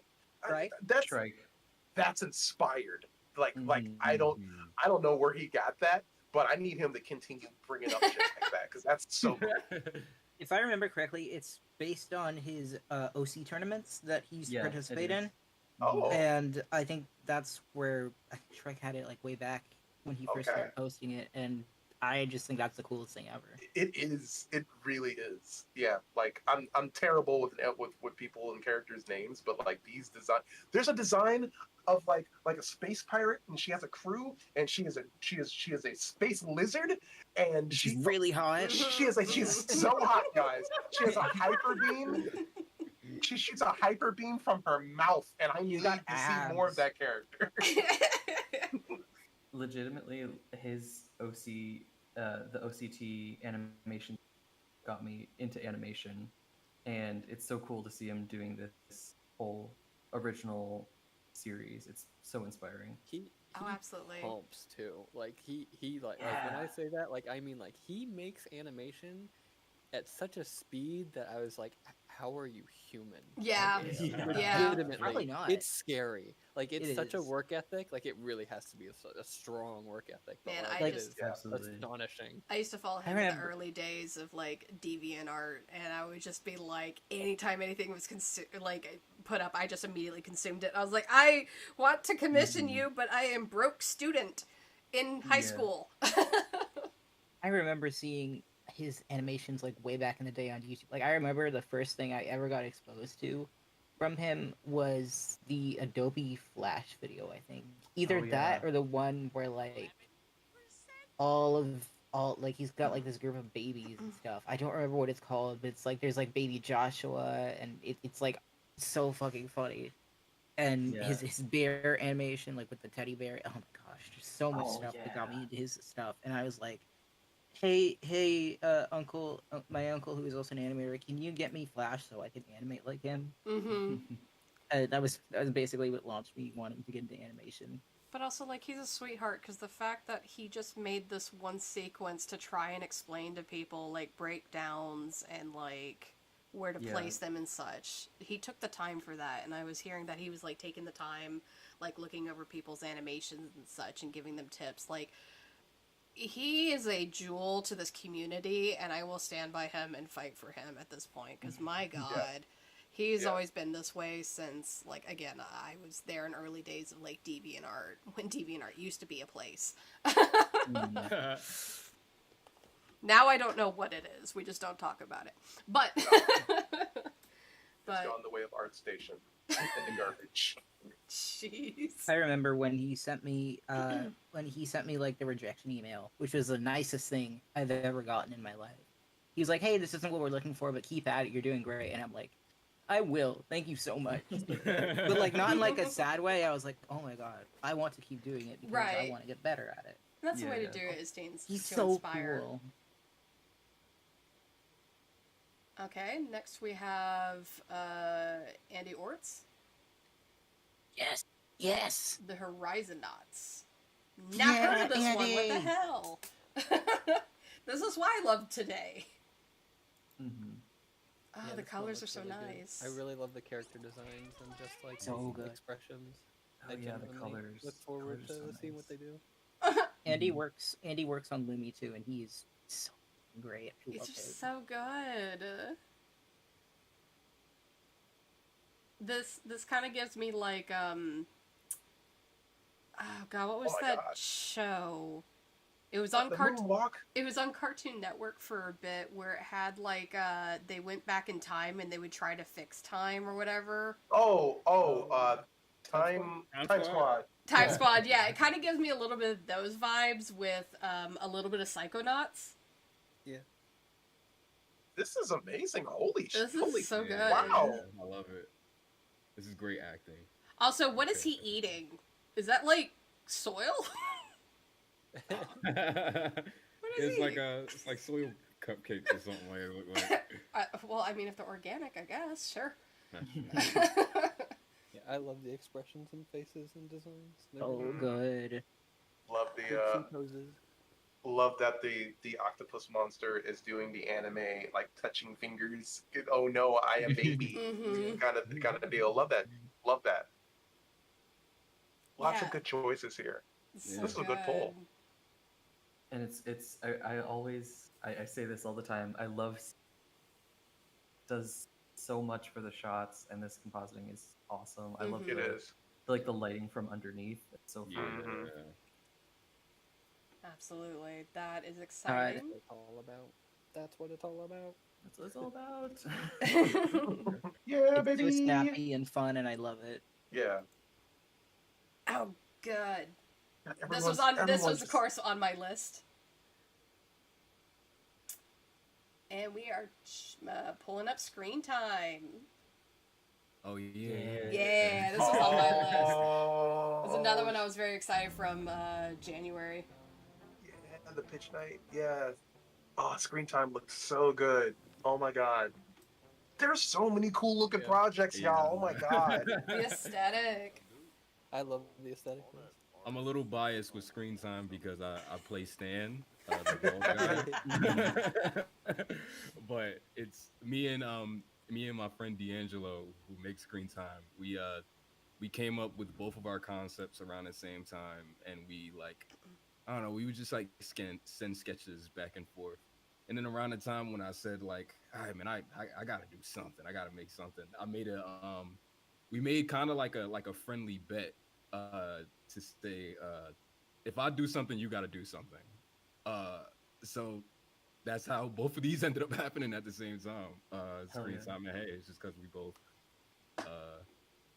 motivated each other. You know, he's going for that downtown MTV Mission Hill, like that vibe. Since those cartoons don't really exist that much anymore. But they had Yeah, such a I charm love to everything them. he does. Yeah. The style is amazing. I'm obsessed with it. Yeah. Colors, the color choices and everything. Just God, so many talented people out there, dude. It's so good. Ugh. I just like want all these cartoons like yesterday. Yeah, I Yeah. want him now. I want him now. It's just all the color choices that you guys have Yeah, like, down it's here. so pretty. What if we took all the money in the world and then just put it into animation? I'm down to rob some Then we banks get- at then this we'd get them point. fast. We should just do what Japan does and taxes go towards. What are the God. concepts these exist? God, it's such a shame the U.S. doesn't like fund the arts like other countries do. It's Yeah. so it's such a failure of our system. I'll try not to get political, but it's a huge disappointment. Mm-hmm. There's They ups put and it into downs with it, where it's football. like, then you look at like what they're also paid also over there. It's like not good either. So Yeah. it's No. like, there's ups and downs. But I do wish that like the government did at least like have a reaching hand in terms of at least like some sort of like support or like means of like distributing more things for people. Yeah. And then we have the Carsons. I didn't even know this was Oh. one. What the heck? Yeah, This this was is based on a guy's comic strip. Yeah. I've seen that dog before. Yeah. He's doing it like the reason I really I like this one for a couple of reasons. One, because I saw his art style in like a Comedy Central animation skit that that they had him do, I guess. And it was a funny skit, but like when I saw it, I was like, man, who animated this? Like I needed to see an adult cartoon like this, and then come to find out he was doing one. And it's based on this comic, and it's a mockumentary style, which I'm jealous of because I always wanted to do a cartoon mockumentary. So I'm really glad to see that he's gonna do it. That's so Yeah, cool. I really like the style is very kind of like unique and rounded and like simplified, but like you can tell like it feels very like not fully adult, but like adult enough. You know what I mean? Like it feels very like mature, which is very much like kind of the tone they're going for. It seems. The Like, there's moving the camera. dog. There's the dog. There's the dog. He's a retired R&B singer. That's amazing. Good for him. Good for him. He put in his time. He got the paycheck. Question though, if he's a dog and he's now retired, did he only do it for like a few weeks in dog years? Yeah, he probably gave him like a month or two, and then like he's like, all right, y'all got the best month of my life. Oh, this is cool. Even talking about Kickstarter campaign. That was back in May. Oh yeah. I think they did it, and they reached the goal, if I'm not mistaken. Oh, Cool. I do hope they did, because again, I haven't heard of them before. This is awesome. Let's get the next one. This one should be Flight. Flight is created by our very own Offbeat Kiki. Let's who, go. I don't know if they're still here. I hope they are. Kiki. Yeah, I think they're still in the chat. I'm not sure. Hope so. Again, shout out to Kiki for helping us in January by hosting the pitch session. That was phenomenal, and it helped a lot of us. So Yes. I'm really, really happy to see that Kiki is having their own story Yes. in the works. Oh, cool. I've been trying really hard to put the battery in their back. Because I just want my friends to make cartoons. Mhm. Yeah. That's the goal. That's the goal. And I love everything that they've done for the show so far. I don't know how much they want me to say. It's still very in the organizing and planning. Yeah, you know what I mean, like that stage or whatever. But like, I'm this so is excited about cool. the Super Jail comparison. Yeah, I see that too. It's so crazy animated, but it's They got so fun. They got the Tuca and Birdie Uh-huh. reference in there. Oh, what was that show? That got canceled off Netflix, but apparently it was really good. It's the Inside Job. underground Inside Job. Inside Job, Oh, yeah. Oh, they're pulling from Inside Job. Oh, that's gonna So excited. This is That's gonna gonna be be so good. you look at that board of just the influences, and you can already tell. Like, It's definitely in our taste of genre. So let's go. Let's hear for Kiki. Mm-hmm. What if we took all these influences and mixed them together? Got every Throw 'em together like that. got all of us. Make sure we follow that. So very much looking forward to seeing more on that. Same. Yeah, Kiki. Yeah, follow Flight, everybody. Do it. And follow Kiki. And Keeks. I want to For sure. see it. I want to see it. Okay, and then Aggressively typing. this one is ExoPress? ExoPress by my good friend Kevin. The Exorcist Mother Express, Century. like FedEx. Oh my god, I'm here for it. Oh, I love that.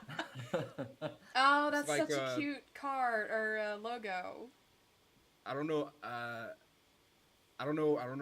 have not read the thread, but I've been around Kevin enough to know about the show. But like, to sum it up in how I've been seeing it in my brain, it's like Danny Phantom meets like Futurama. I'm here for it. Love that. Or workplace John. Like it's pretty. It's everything he's done for it is really cool. He has like a lot of artists do the concepts, and they're all dope. No, these are. I love the designs of the characters. Oh, I love the style. Yeah. This is very fun. All these little sketches of like all the character interactions is just so cute. I love the comparing muscles and the Yeah. frustration. Yeah. Yeah. Oh, man, when I see two characters be mad at each other that they hit foreheads and they're just going at one another, I need to sit down. Reevaluate your life. I need to know what their problems are, because like that is some soap opera bullshit that's about to happen. Yeah. Chris really over here pulling up a chair and some glasses and a notepad and be like, so you want to talk about your childhood past? If there's one thing that I do love about this era of cartoons, is that they're doing soap opera drama so well, and I am here for it. That's basically what anime is. Anime is just one big soap opera. So when I see other people just being like, what if this character has past? I'm like, oh, fuck yeah, past. Let's do it. Oh, they got Black Mirror as a influence? Okay. Ooh, fun. Barry. Yep. Barry. Some Bionic Titan, very good. Okay. This looks really fun. Again, So. had no idea. Yeah. I love that Jordan Peele's face is just. Yeah, I know. It's just, Right in the he's middle just a of it. presence. There's like no text. It's like you already know who he is. It's Gravity Falls, Final Fantasy VII, this black dude sitting in Spanish.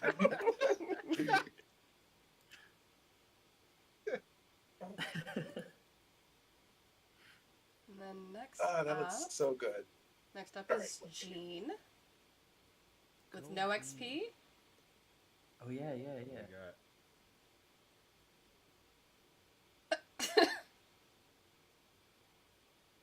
Gene That was started his own little company recently and his own little studio after dealing with the industry and all that. Now he's going indie, so I Oh thought yeah, it'd be worth Jellybox. giving him Yeah. a shout out. Yeah, going as Jellybox. No, this Yeah, is I'm excited to see what he does. Yeah, I am too. I look forward. I know he's just getting started and whatnot, but he's already done a lot. I feel like also by himself. So Yeah. I always really like the sort of limited color palette, the yellow and the black and white. It's really, really iconic and striking. I love the character. Just looks like Oliver turned into a Pikmin. I love it. just don't throw him in water. Oh no. It's a great news. This is very endearing. It's very simplistic and stylized, but very, very endearing. Mm-hmm. I've seen it floating around. It's just like, especially today, I just have not had time to stop and look at anything. So this is nice that I can actually look at things. And it looks like it's something that he can, like, I don't want to say easily replicate, but something that he can punch out and something that can feel satisfying too. I mean, I know he's had so many issues, like, just trying to get things greenlit on his end. So, like, I know this must feel good. Like, just punching something out like this. And it looks good. Like, the timing, oh my God, that timing is so well done. Yeah, definitely. Mm-hmm. I love the expressions too. I think Me too. it's like so classically cartoony, which I love seeing. But also very comic-y too. Yeah. So it works very well for both mediums. So I think it's proof too that like your animation doesn't have to be like Disney quality in order to be like, extremely absolutely. like You can expressive. use limitations to your advantage. Yep. Yeah. Absolutely. Next up on the roster, it was only a matter of time, but I'm excited for it. Farfetched. Yeah. I'm excited for this because monsters. So, let's go. I don't get many monsters. Let me have it. But it's very charming, and plus, Jordan, you work on it, yeah? Yeah, I'm doing background lead on it, so Nice. I manage all the background design and art and stuff. It's looking really pretty, but that's a bias. I genuinely love the characters. I think people are going to get attached to them, and I can't say enough nice things about like Dave and Ashley and working with them because they've been nothing but nice the whole time. No, they seem fantastic, and again, from all the hard work that's going into it, and just slowly watching it progress more and more each month, like it's immaculate. Like they've already like really built out like the narrative in the world too. Like the pilot is like, again, it's a pilot, like similar to like a lot of what we're doing, which is like you get to know the characters, a feel, and like in a conflict and a problem, and like kind of a feel for like a general episode. But then as they go into like episode 1, like they're currently writing it, like they're really like diving deep into like the lore and stuff in the world, and like a lot of really, really interesting things. So I really hope they get the opportunity to keep going with it. Yes. Me too. I love the colors. The colors are so Purple. Yes, I can make that joke because literally it's all I do is I do like purple. I love the style. Like, it's just so sharp and bold and pretty. I know they're Purple being and very green. intentional with like the callbacks to like early 2000s, and it feels so Hot Topic in a really, really good way. yes. Yeah. Yeah. Yeah, it is. I And the mean, music, by the way, the music is like The music's amazing. insane, like absolutely good. I mean, all of it is like all of it's really good. I can't say enough nice things about it. It's a good production. And just the promo stuff that comes out for it. It's so good. It puts me in like a punk pop mood where like I want to listen to Blink 182 and scream at the sky. That's so cute. Yeah. Quinn and Reagan are so cute. Oh my god. I love Quinn so much. It gives me gender envy. Also, No. Griff gives me gender envy. No, this is definitely one of those to where like I have the jealousy, but it's not even like the spiteful, angry jealousy. It's the dang it, I inspired to be like that. Like Yeah. so they're very it's the inspiring kind of jealousy of like I wish, but one day. So that's really, really cool. Yeah, that positive jealousy, like, Yeah. oh, it's so good. Ugh. Yeah. For me, it's the jealousy of being like, I want to work on this. How come I can't work on it? It's so good. I want to inject it into my veins. Even if I don't work on this, I want it to succeed. Right. Cool. There's like that meme image of like what is it like the stuffed animal and the person's like chewing it apart, like shaking it like A feral dog. Yeah, that's all I picture. Okay, next we have adventure noises from Ben. Yay, man. So, yeah, I'm loving the progress that they've been showing with like the pencil test and rough animations and such.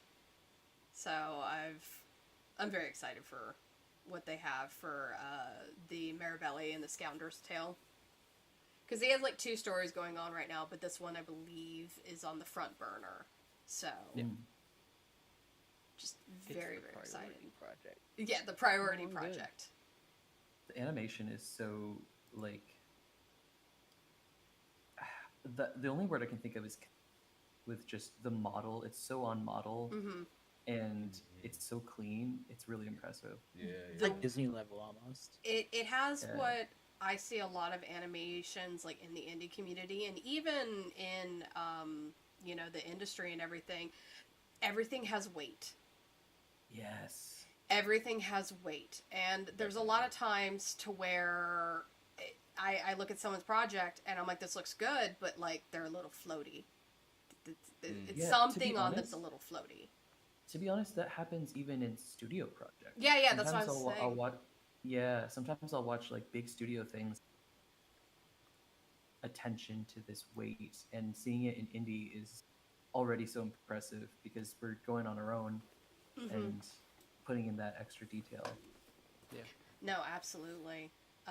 So it's just like the characters are very grounded, you know, things are moving, you know, the way they're supposed to. So it's very nice and refreshing to see them have that weight.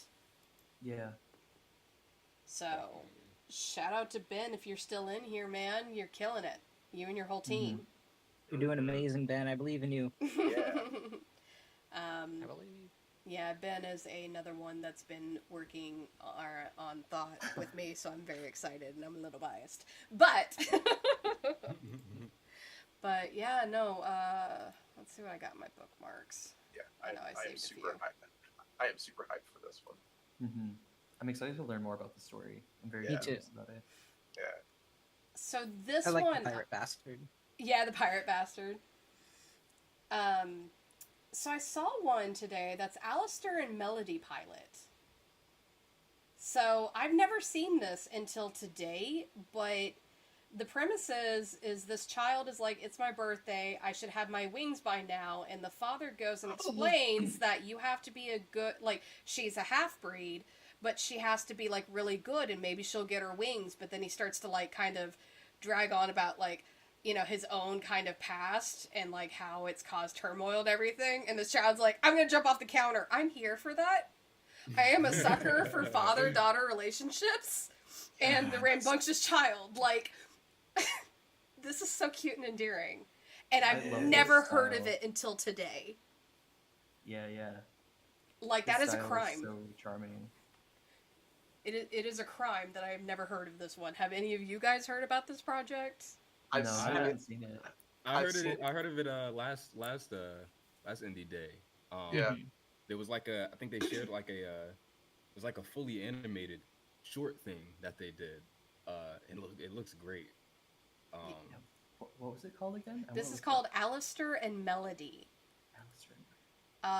It's done by Luximus17. I've seen bits and pieces of this thing, and I'm viscerally angry at how little I've seen of it. Yeah. I like everyone else's projects. I need more, but only because they're all so good in their own way. This one's so adorable, and like it's got all that like backstory stuff that I want. I love knowing about all this new like world stuff. But that's also the I know I'm infuriating following this part is how many times we post like on our own projects and I don't see any of these things floating like, you know, come up or anything. Like the fact that I had to go like digging through a hashtag through this. Well, this was the old. This is like using a hashtag like this was the old days of using Twitter, where you can like, it was easier to find things like this. And now that there's such an explosion of art online, it's like unless you have a blue check mark, you might as well just be throwing things under a bunch of leaves, because now shitter doesn't want to work for us. Absolutely. Like, look at this one. Like, yeah. I've seen this one around, but I didn't know they had a new clip. Yeah, this is like a hybrid of a game and an animation, but like I would die for this deer because they look like a himbo type. They are. Good. I would die for them. They're adorable. But I've never seen anything from this. Yeah, this one's been around for quite a while. That makes me even more enraged that it's been around for quite a while, and this is the first time I'm seeing it. Yeah, what is it called? The Hayseed Night. That's what it is. Yeah. So it's silliness. It's a shame. It is. This one was fun. So they did a 90s promo. So it's like the audio's all crunched and everything. To make it sound like it came off of VHS. On an all-new Failing Upward, at night at 7. Yeah, I saw this. The Failing Upward. Yeah. Yeah, great. I'm like, that's so funny. I love that. They've been making Failing Upward for forever, it feels like.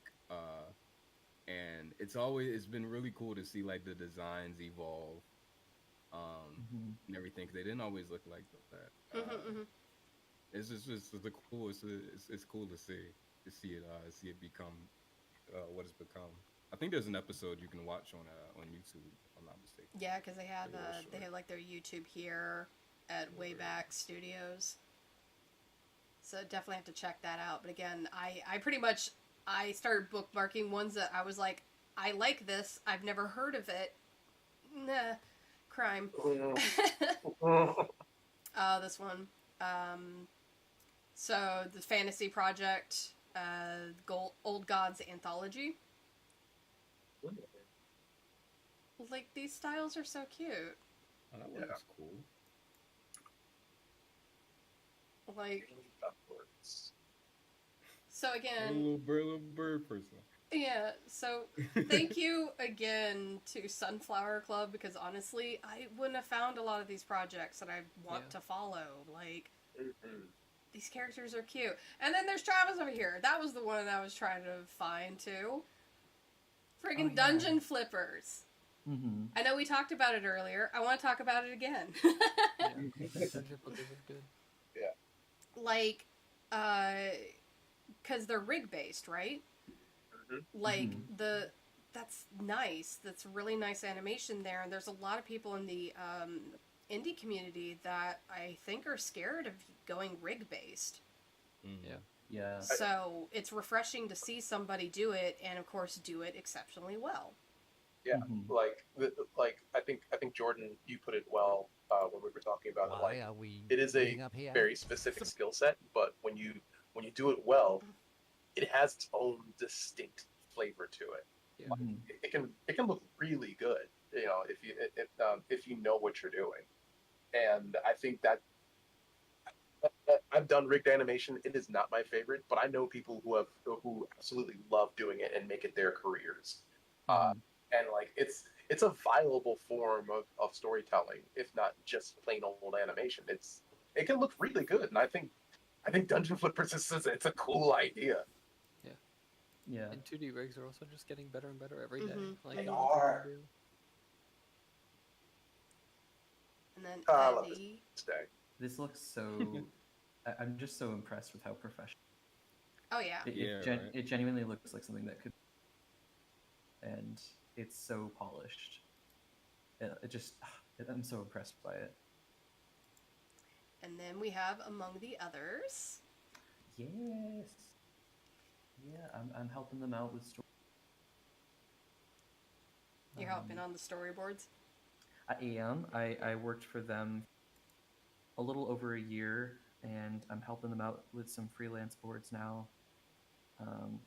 And they're cooking. things are cooking. But it's exciting to see that they're releasing stuff slowly but surely, and seeing these panels are really cool.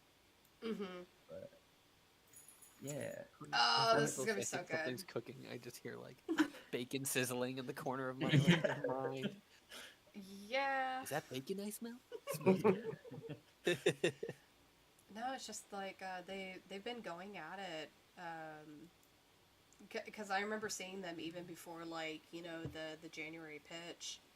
yeah. And I was like, oh, that's really cool. And then, like, when they were in the January pitch, I was like, I don't want to pitch anymore if I have to pitch against them. I don't want to play anymore. But, like, the whole team's been, you know, just very supportive towards the whole community as a whole. And it's like, they've been working so hard. And plus, they've been doing, like, panels and such. Like, I aspire to do that. Yeah. That's, like, so cool. Right, that's right. They were at weren't they at San Diego Comic-Con. They were Yeah. at Comic-Con, yeah. They had a panel at Comic-Con, which is insane to me. Did they record it at all?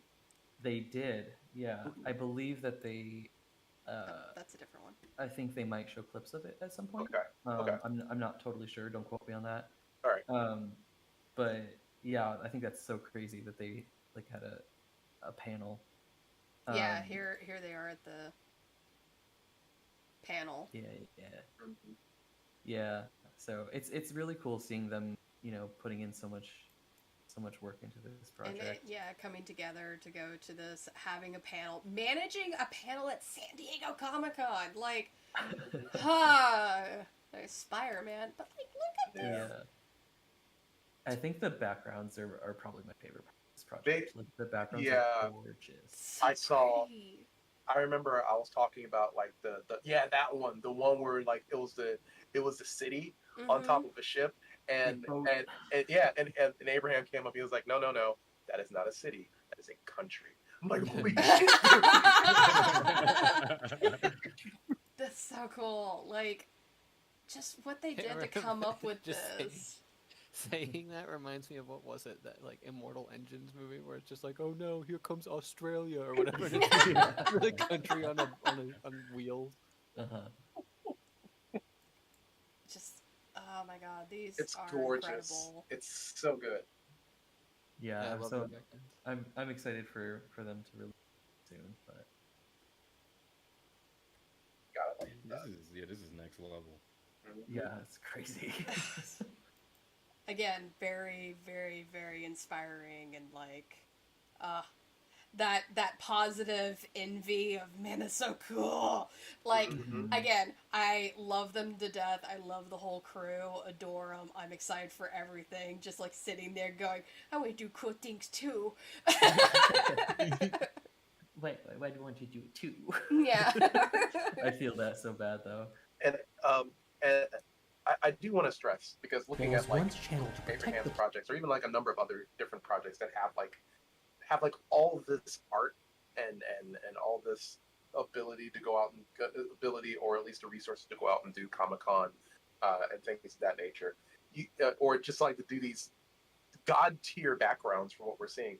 You don't have to be at this level. At least, you know, speaking to people in the chat here, like you don't have to dish out like motion picture quality Oh work no. for Oh, people yeah. to for people to like notice your stuff. Just have something interesting to say, or to have characters that are, what is this phrase? Uh, Joe Murray from Rocko's Modern Life said it best. He was like, "Hey, when you make characters, make them people that you would want to invite into your home, because that is essentially what you were doing. If you can do that, then you are golden. You don't like a number of us are choosing to go this level because we're able to, we want to, but if you don't have the resources, you don't have to. But it doesn't. It's not. It's having a voice doesn't have to be expensive. You can take a step forward and making your own story, and by using not only what you have at your disposal, but also your own limitations, just like Jordan and the rest of the gang have said already. Mm-hmm. Also, I mean, yeah. a bit like Don Hertzfeld too and stuff. Like it's just like the dude screaming, "I am a banana," and it's just like that like you can do so many things with in the animation and have it look nice with like that. That's like he does that stuff like mostly all white background. It's just character. Like it's just like you can do so much with animation that people just don't really like fully understand. Yeah, God, with I this, had no I idea think they got something Pepper. that's Sorry. yeah. I think it's really cool. They've got some awesome voice actors. But I was just gonna pipe in and say, I think it's important for us to remember that, especially for at least for Among the Others and for a bunch of these other really big projects that we're looking at, these are teams of people. This Yep. is not one person producing this high Yeah. quality of, especially, and like things with Farfetch too. Like that's a team of people Mm-hmm. that's Yeah. behind it, and that's why they can sort of make these super high quality things. And I think it's easy for individual creators to look at that and be like, well, why isn't mine like this? Well, that's because there's 10 people behind it and Yep. you're, starting out. And I think that's totally okay. And they pay people. Exactly. It's funny. This is a team of people that are being paid to, which is not required for, a project like. You can work with just you and your buddy and make something Yeah. simple. It doesn't have to be a 20-minute long pilot. I swear to God, it doesn't. I promise. It can be 3 minutes. Yeah. Literally, a first thing for Lumi was like 30 seconds from the webcomic Yeah. that is no longer available online. But yeah, a proof of it was concept. a learning experience. Just having a proof of concept will get a lot of people like more interested in your thing and engagement, because what people want to see are that you started something and you finished it. And it doesn't matter if it was 20 minutes or 30 seconds. If you could start something from beginning to end and do a proof of concept and get somebody's engagement with it, then you win. But again, it all depends on how much effort are you putting into it. Because if you just throw down stick figures within like a minute, no one's going to care about that. But if you start to clean it up and you make them do like this little cool nuance thing, like more people are going to care about it. Because I always think back to the that animation that everybody knows where the stick figure is fighting the computer. Mm-hmm. Animator versus animation. Yeah. Yeah. Like, it went over and above, but it's still a stick figure. Mm-hmm. Right. So, like I said, I just go, oh man, I aspire for this. But, like, I understand all the means that went into it. I understand all the money that goes into it. And they're doing incredible things, but they're inspiring. Yeah.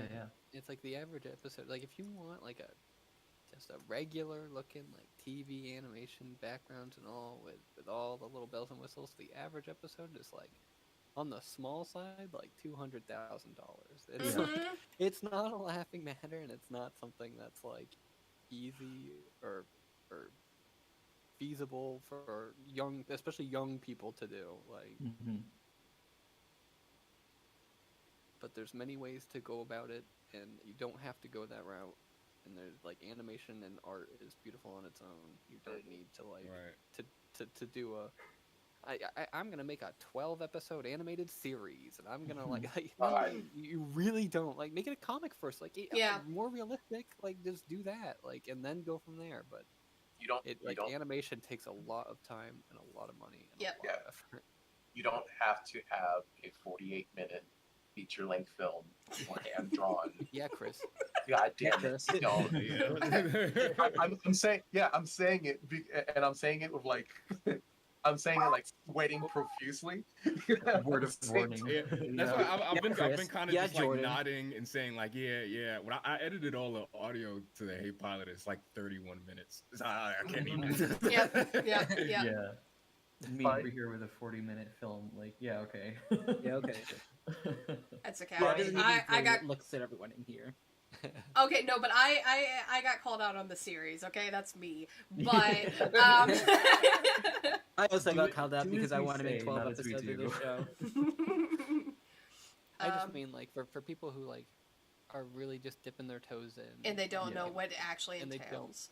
Exactly. It's like Mhm. they're really like being like, I can do this all for $3,000. I'm like, no, you can't. Oh my god! If you Like, can, oh if my you can do God. it with all and $3,000, please write a book and share it with the rest of us. Show me I your can do it secret. with $5 in this corn chip I found on the floor. With Jolly Roger's money hack, you can do anything. Exactly. Jolly Roger's YouTube money hacks. Jolly Roger's infinite money hack.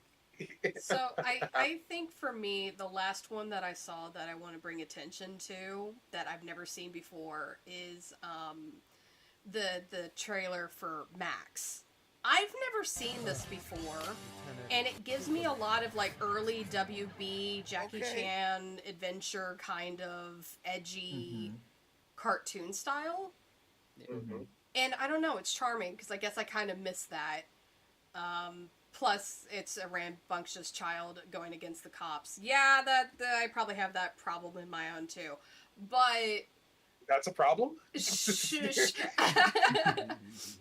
But like, I don't know. I've never heard of this before, and they have a Kickstarter going on. So like, if this for anybody watching, you seem interested in it, go support them. Let's support everybody we can. I understand money's tight, but like, even just sharing their stuff around, like more than once, that means a lot.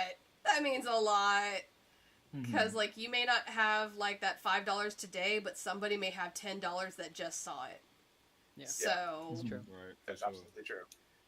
I think, kind of bouncing off of that, I think people underestimate how helpful it is to share something. mhm. Yeah. Right. Because there's a lot of people that are like, I wish I had money to donate, but I don't.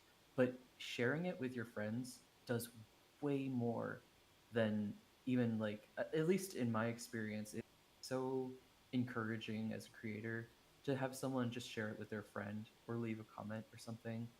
And if you don't have money to donate, you can still help. And like everything is so it's just everything kind of sucks right now, so not Mhm. everybody has money to share. It's totally okay. And I hope that people don't think that we're only looking for financial support. We love seeing people, share it around or leave a comment or, share it with their friends or something. For sure.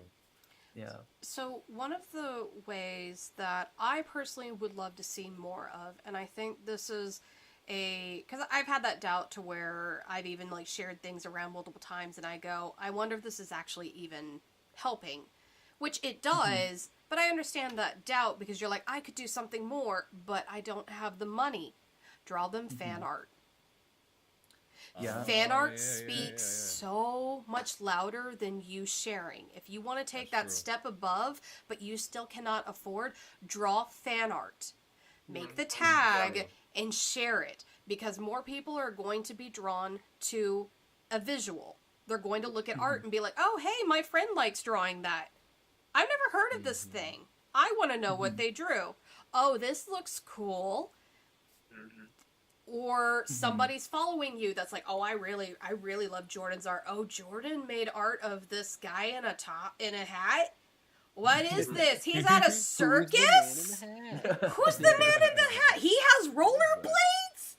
So, He has such a cool drip. He's so swaggy. like, I think a good third of all projects, I mean, a good third of everything that I see that gets me interested is fan art. mhm. Like, Yeah. no joke. For Like, sure. if I see a thing where it's like, oh, who's this cute little penguin that someone drew? And then like 2 clicks later, I'm into Quartz Quest, and I need to see more of it. Like Mhm. that's it's such a potent way of getting people interested. Just making art. That's the basis of what we do is art. Uncle Shrek. Thanks, Uncle Shrek. But I do understand that the motivation is the hard part of it. But like, we're not talking like a fully rendered thing. Just like No. I sometimes just doodle like a headshot, and I go, there you Yeah. go, because I'm like I was inspired, but I don't have time. Right. Mhm. I've done that. I've done that before too. There was a I should go get it so I don't say the name of it wrong. There was a pilot I saw on YouTube not so long ago. It looked like it was practically all made.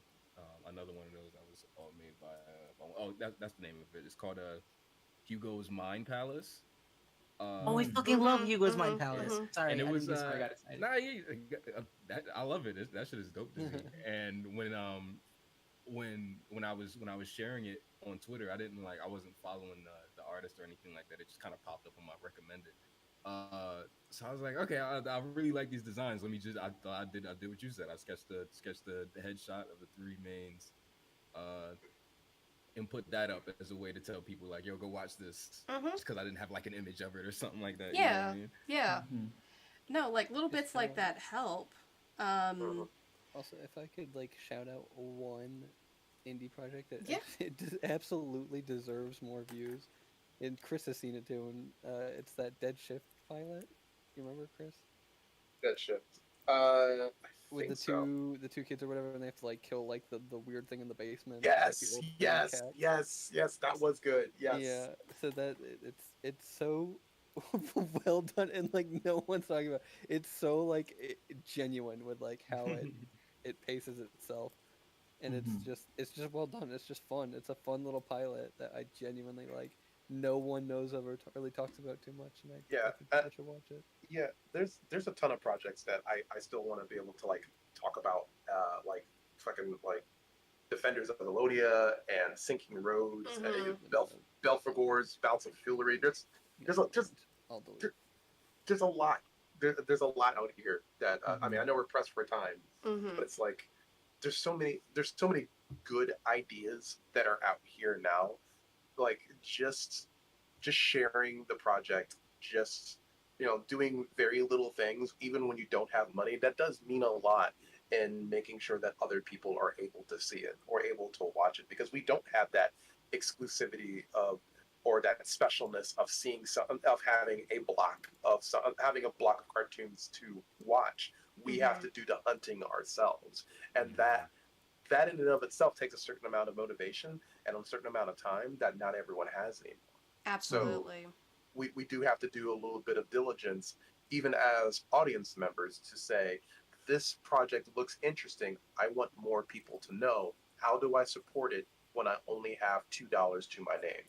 Right. Mhm. Right. No, absolutely agree. And it's like that's as you were saying, because like I like wanted to mention them. I wanted to mention Black Pines, Black Shadow Pines. Academy. Like there's so many, and that's what I love about this hashtag. So I'm really encouraging. Please go digging through the hashtag, guys. Like seriously. Yeah. Find this stuff because after today it's going to get hidden again and you won't see it until November. I think Mhm. that's the next one. November's the next one. Yeah. Yep. So, Romance Roach was asking, like, question your method of exposure. Animation on TikTok and YouTube shorts spread like wildfire. Are you guys going to capitalize on that? I know I'm on TikTok. I don't always have time to make things for TikTok, though. Yeah, I am trying to. I think that with the way that social media works now, it really pushes short form content way more than anything else at this point. Yeah, for sure. Mm-hmm. Um, I don't love TikTok. I don't love Instagram, but that's what's gotten the most attention for Mhm. me. So I'm trying to find a way to balance um, both keeping the integrity of my project because I don't think I would want to make, at least for the project that I'm working on, I don't think I would want to make it for TikTok and make like vertical videos or anything like that. But if I can use it to show off animation or storyboarding, I do want to utilize it and just take advantage of it. I think, unfortunately, that's just going to get spread more than, just posting something on Instagram, which is still backwards, but it is what it is. Yeah, I don't know. I've kind of become like the old man screaming at the clouds with that. Like I'm very much like, I guess you could say, like, creatively I'm against like YouTube shorts and TikTok and stuff like that. Just because, like, I like longer stuff. I like long form stuff. So like that's kind of why I don't fault anybody else for doing it, because obviously it's a good outlet to get stuff out there. But like, I'm just like, I don't want to do that. I don't want to do that. Saying that to say, if you do see me do that, if you're watching this in the future and you do see me do that, that means I broke. That means I cracked in half. Here's Tariq's morning breakfast, and it's like you doing like the quick cuts together for a short. Yeah. But like at the same time, don't ridicule people that are doing it, because there's no shame in doing it. I don't. Not at all. They do really well. So Oh yeah. I'm not saying They like do. you guys were. I'm just saying in general, because I see some people going, "Oh, they sold out." It's like, they did not sell out. No, Mediums are changing, and how art works is you have to change with the medium, or you're obsolete. the way people consume content is changing. That's I think. true. Yeah. It's like people's attention spans are much like getting weirdly shorter, but like I don't know. I say that, and I'm like, I genuinely, that I want to do the opposite for content. Like, I want to make people immersed and pace itself slowly. Like, I'm going the opposite direction than what like all the people in the industry are like telling everyone to do. I'm like, no. Like, I'm going to go very slowly, and like, oh look, here comes like the raindrops. And they're like, no, faster, get to the point, go. And I can't do it. I don't know. It's like, bro, slow down. We have all of eternity left to do this. And it does get tough, especially when you're like the one that has the horn and you're trying to like get everybody's attention, but you also have to like juggle everything to try and put it out there. It starts to pile. Yeah.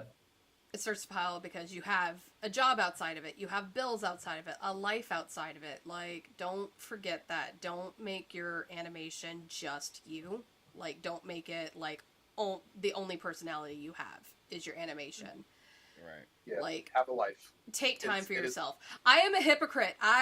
Chris can tell you, I am a hypocrite when I am saying this. We're all hypocrites. I know, but I'm In that regard. attacking myself. But I'm telling people to do shorter content, and I'm making 45 feature film. No, but like it's very important that, like, as Jax stressed, that you take care of yourself, because we only have one life to live, and you don't want to miss out on experiences that will make you a more complete person. I can't tell you how many people are in the industry right now who make not just cartoons, but film, video. They make products, their only personality, and they ruin the relationships that they have or could have had. Don't forsake being a person just so you can make a cartoon, because at the end of the day, the cartoon won't get made if you're not alive, and it won't be good if you Is there a don't precept have around? a voice. And the only way you can have a voice is if you get out there and live life. Right. It's real. yeah, and it's just unfortunately what comes with it, because again, you're your only cheerleader, but at the same time, if you break, you're not going to cheer for yourself anymore. So it's tough. We're not trying to discourage. We're kind of speaking from our own experiences. Yeah, get out and have fun, right? Like, you can pull out an all-nighters, but you can pull an all-nighter tomorrow. Go out and have fun with your friends. Go out and make friends. Go out and like be introspective and like think about like, oh man, I kind of messed that interaction up. What could I have done better to get a different result, right? Like, that's part of being human, and that introspection is going to help you not only not only just make better choices as a creator, but make better choices as a person. That's more important. There is something that, like, I guess it's like kind of similar to that extent where it's just talking about like how perceiving the world can be like such a unique thing, and like going outside and experiencing it can really just like amplify your storytelling. Where it's like I was sitting hold on one second, my dog's with Hey, story of my life. I can hear him like getting ready to go. He's like, and I'm like, no. But going into experiences and whatnot, and just like how to perceive the world. Going kind of back to that, the way I kind of perceive things is like one day I walked outside and I like looked up at like the clouds and I was like, no one really thinks about it because they just see clouds all the time. And I was like, but they're literally like bigger than cities themselves, and they're just floating above us. And I'm like, that's so interesting to think about. Like, and, just, like, and I know it's stupid to say, but at the same time, it's like, but it's genuinely just like jarring when you picture it like that instead of just being like, oh, it's just gas and who cares, and then like walking away. Like it's just, I don't know. You start picturing things in different ways and start creating new stories and how to develop around them. And I think that's like just genuinely valuable, is just to like get out as much as you can and see as much as you can. Yeah, so much about storytelling, characters, animation, just in general, is drawn from life.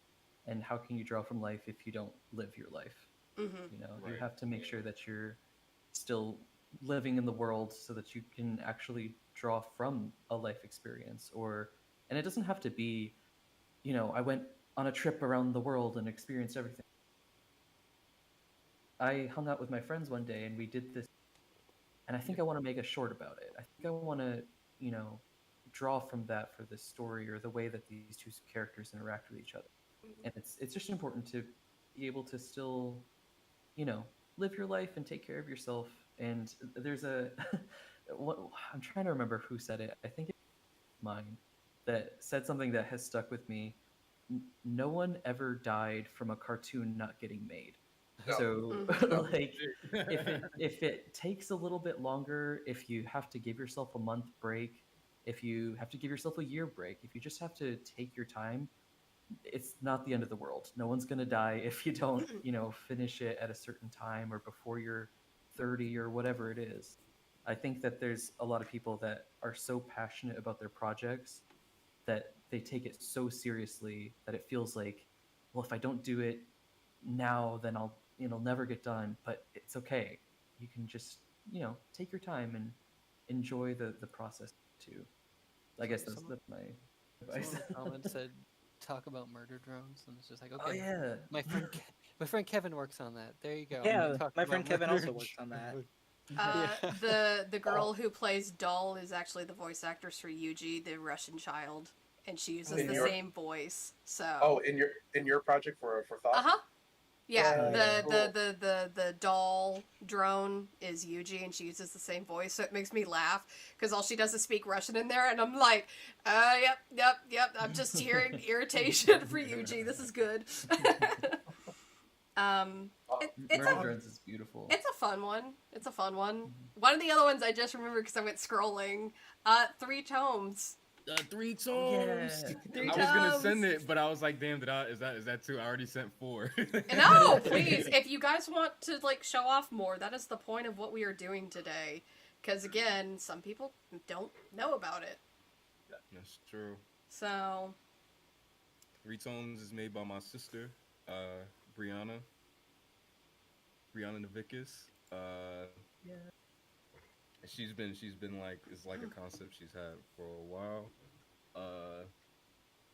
and she's like working on the I didn't know she was your sister. yeah. Not by That's all. blood. Oh, okay. I thought I was like, wait, are you like for real, or are you like? we like to do that to people. Yeah, I was like, how close of sisters are we talking? But no, she's great. I genuinely think this looks awesome. Oh, absolutely. She was invited, but other things came up. But I'm glad we got to still come back and talk about it, because I wanted to. So many projects. This project this project has such a unique vibe that, like, I mean, the the the the, the late 2000s with the supernatural and what was the other one? The one with the vampire boys. I'm blanking at the moment. I am so hungry. The Edward and the werewolf guy. Yeah, What was- Jacob. yeah, Jacob. Like that story, whatever it was. That was Twilight? Yeah, Twilight. I'm trying to figure out what I thought you were talking about a cartoon. No. but like that was a big that was one of the inspirations for this for the three tomes, and I love seeing that kind of energy be rekindled. Another creator's kind of doing that idea. Rose. Yeah, she's doing it Rose. for Revamped, and that's a cute looking, good looking project too. And I love that like this specific vibe. This like this girl likes two boys, but it's also like card captor, but it's also the vampire story.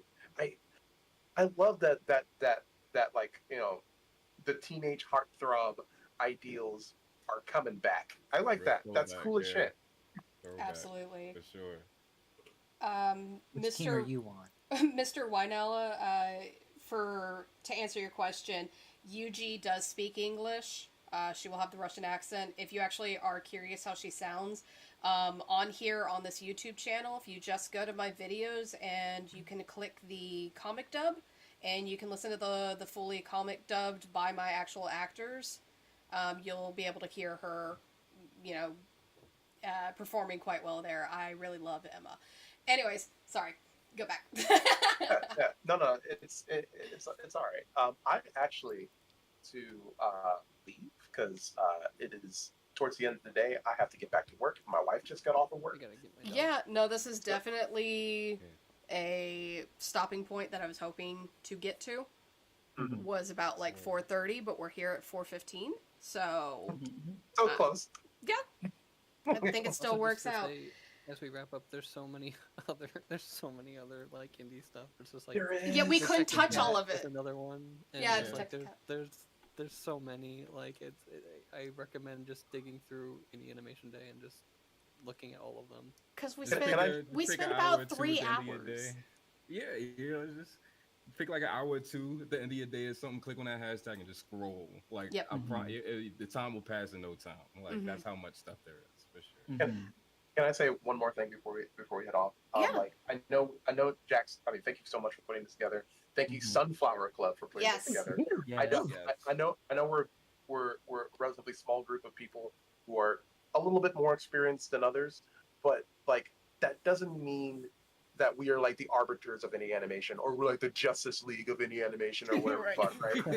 Right? like if you have a group of friends that are also creating indie projects and you want to spotlight them and talk about them, you can do this too. Like this doesn't have to be just us 6 just talking about it. You in the chat talking about stuff that you like. I see someone talking about Hell of a Loss. I wish we could talk about it because I know a couple of us have worked on it. But like you can do that yourselves as well. Like you can talk about all the projects that you love, that you're interested in, that you want to create and make a nice little YouTube stream chat and just be like, hey guys, we're doing a thing. Come listen to us too.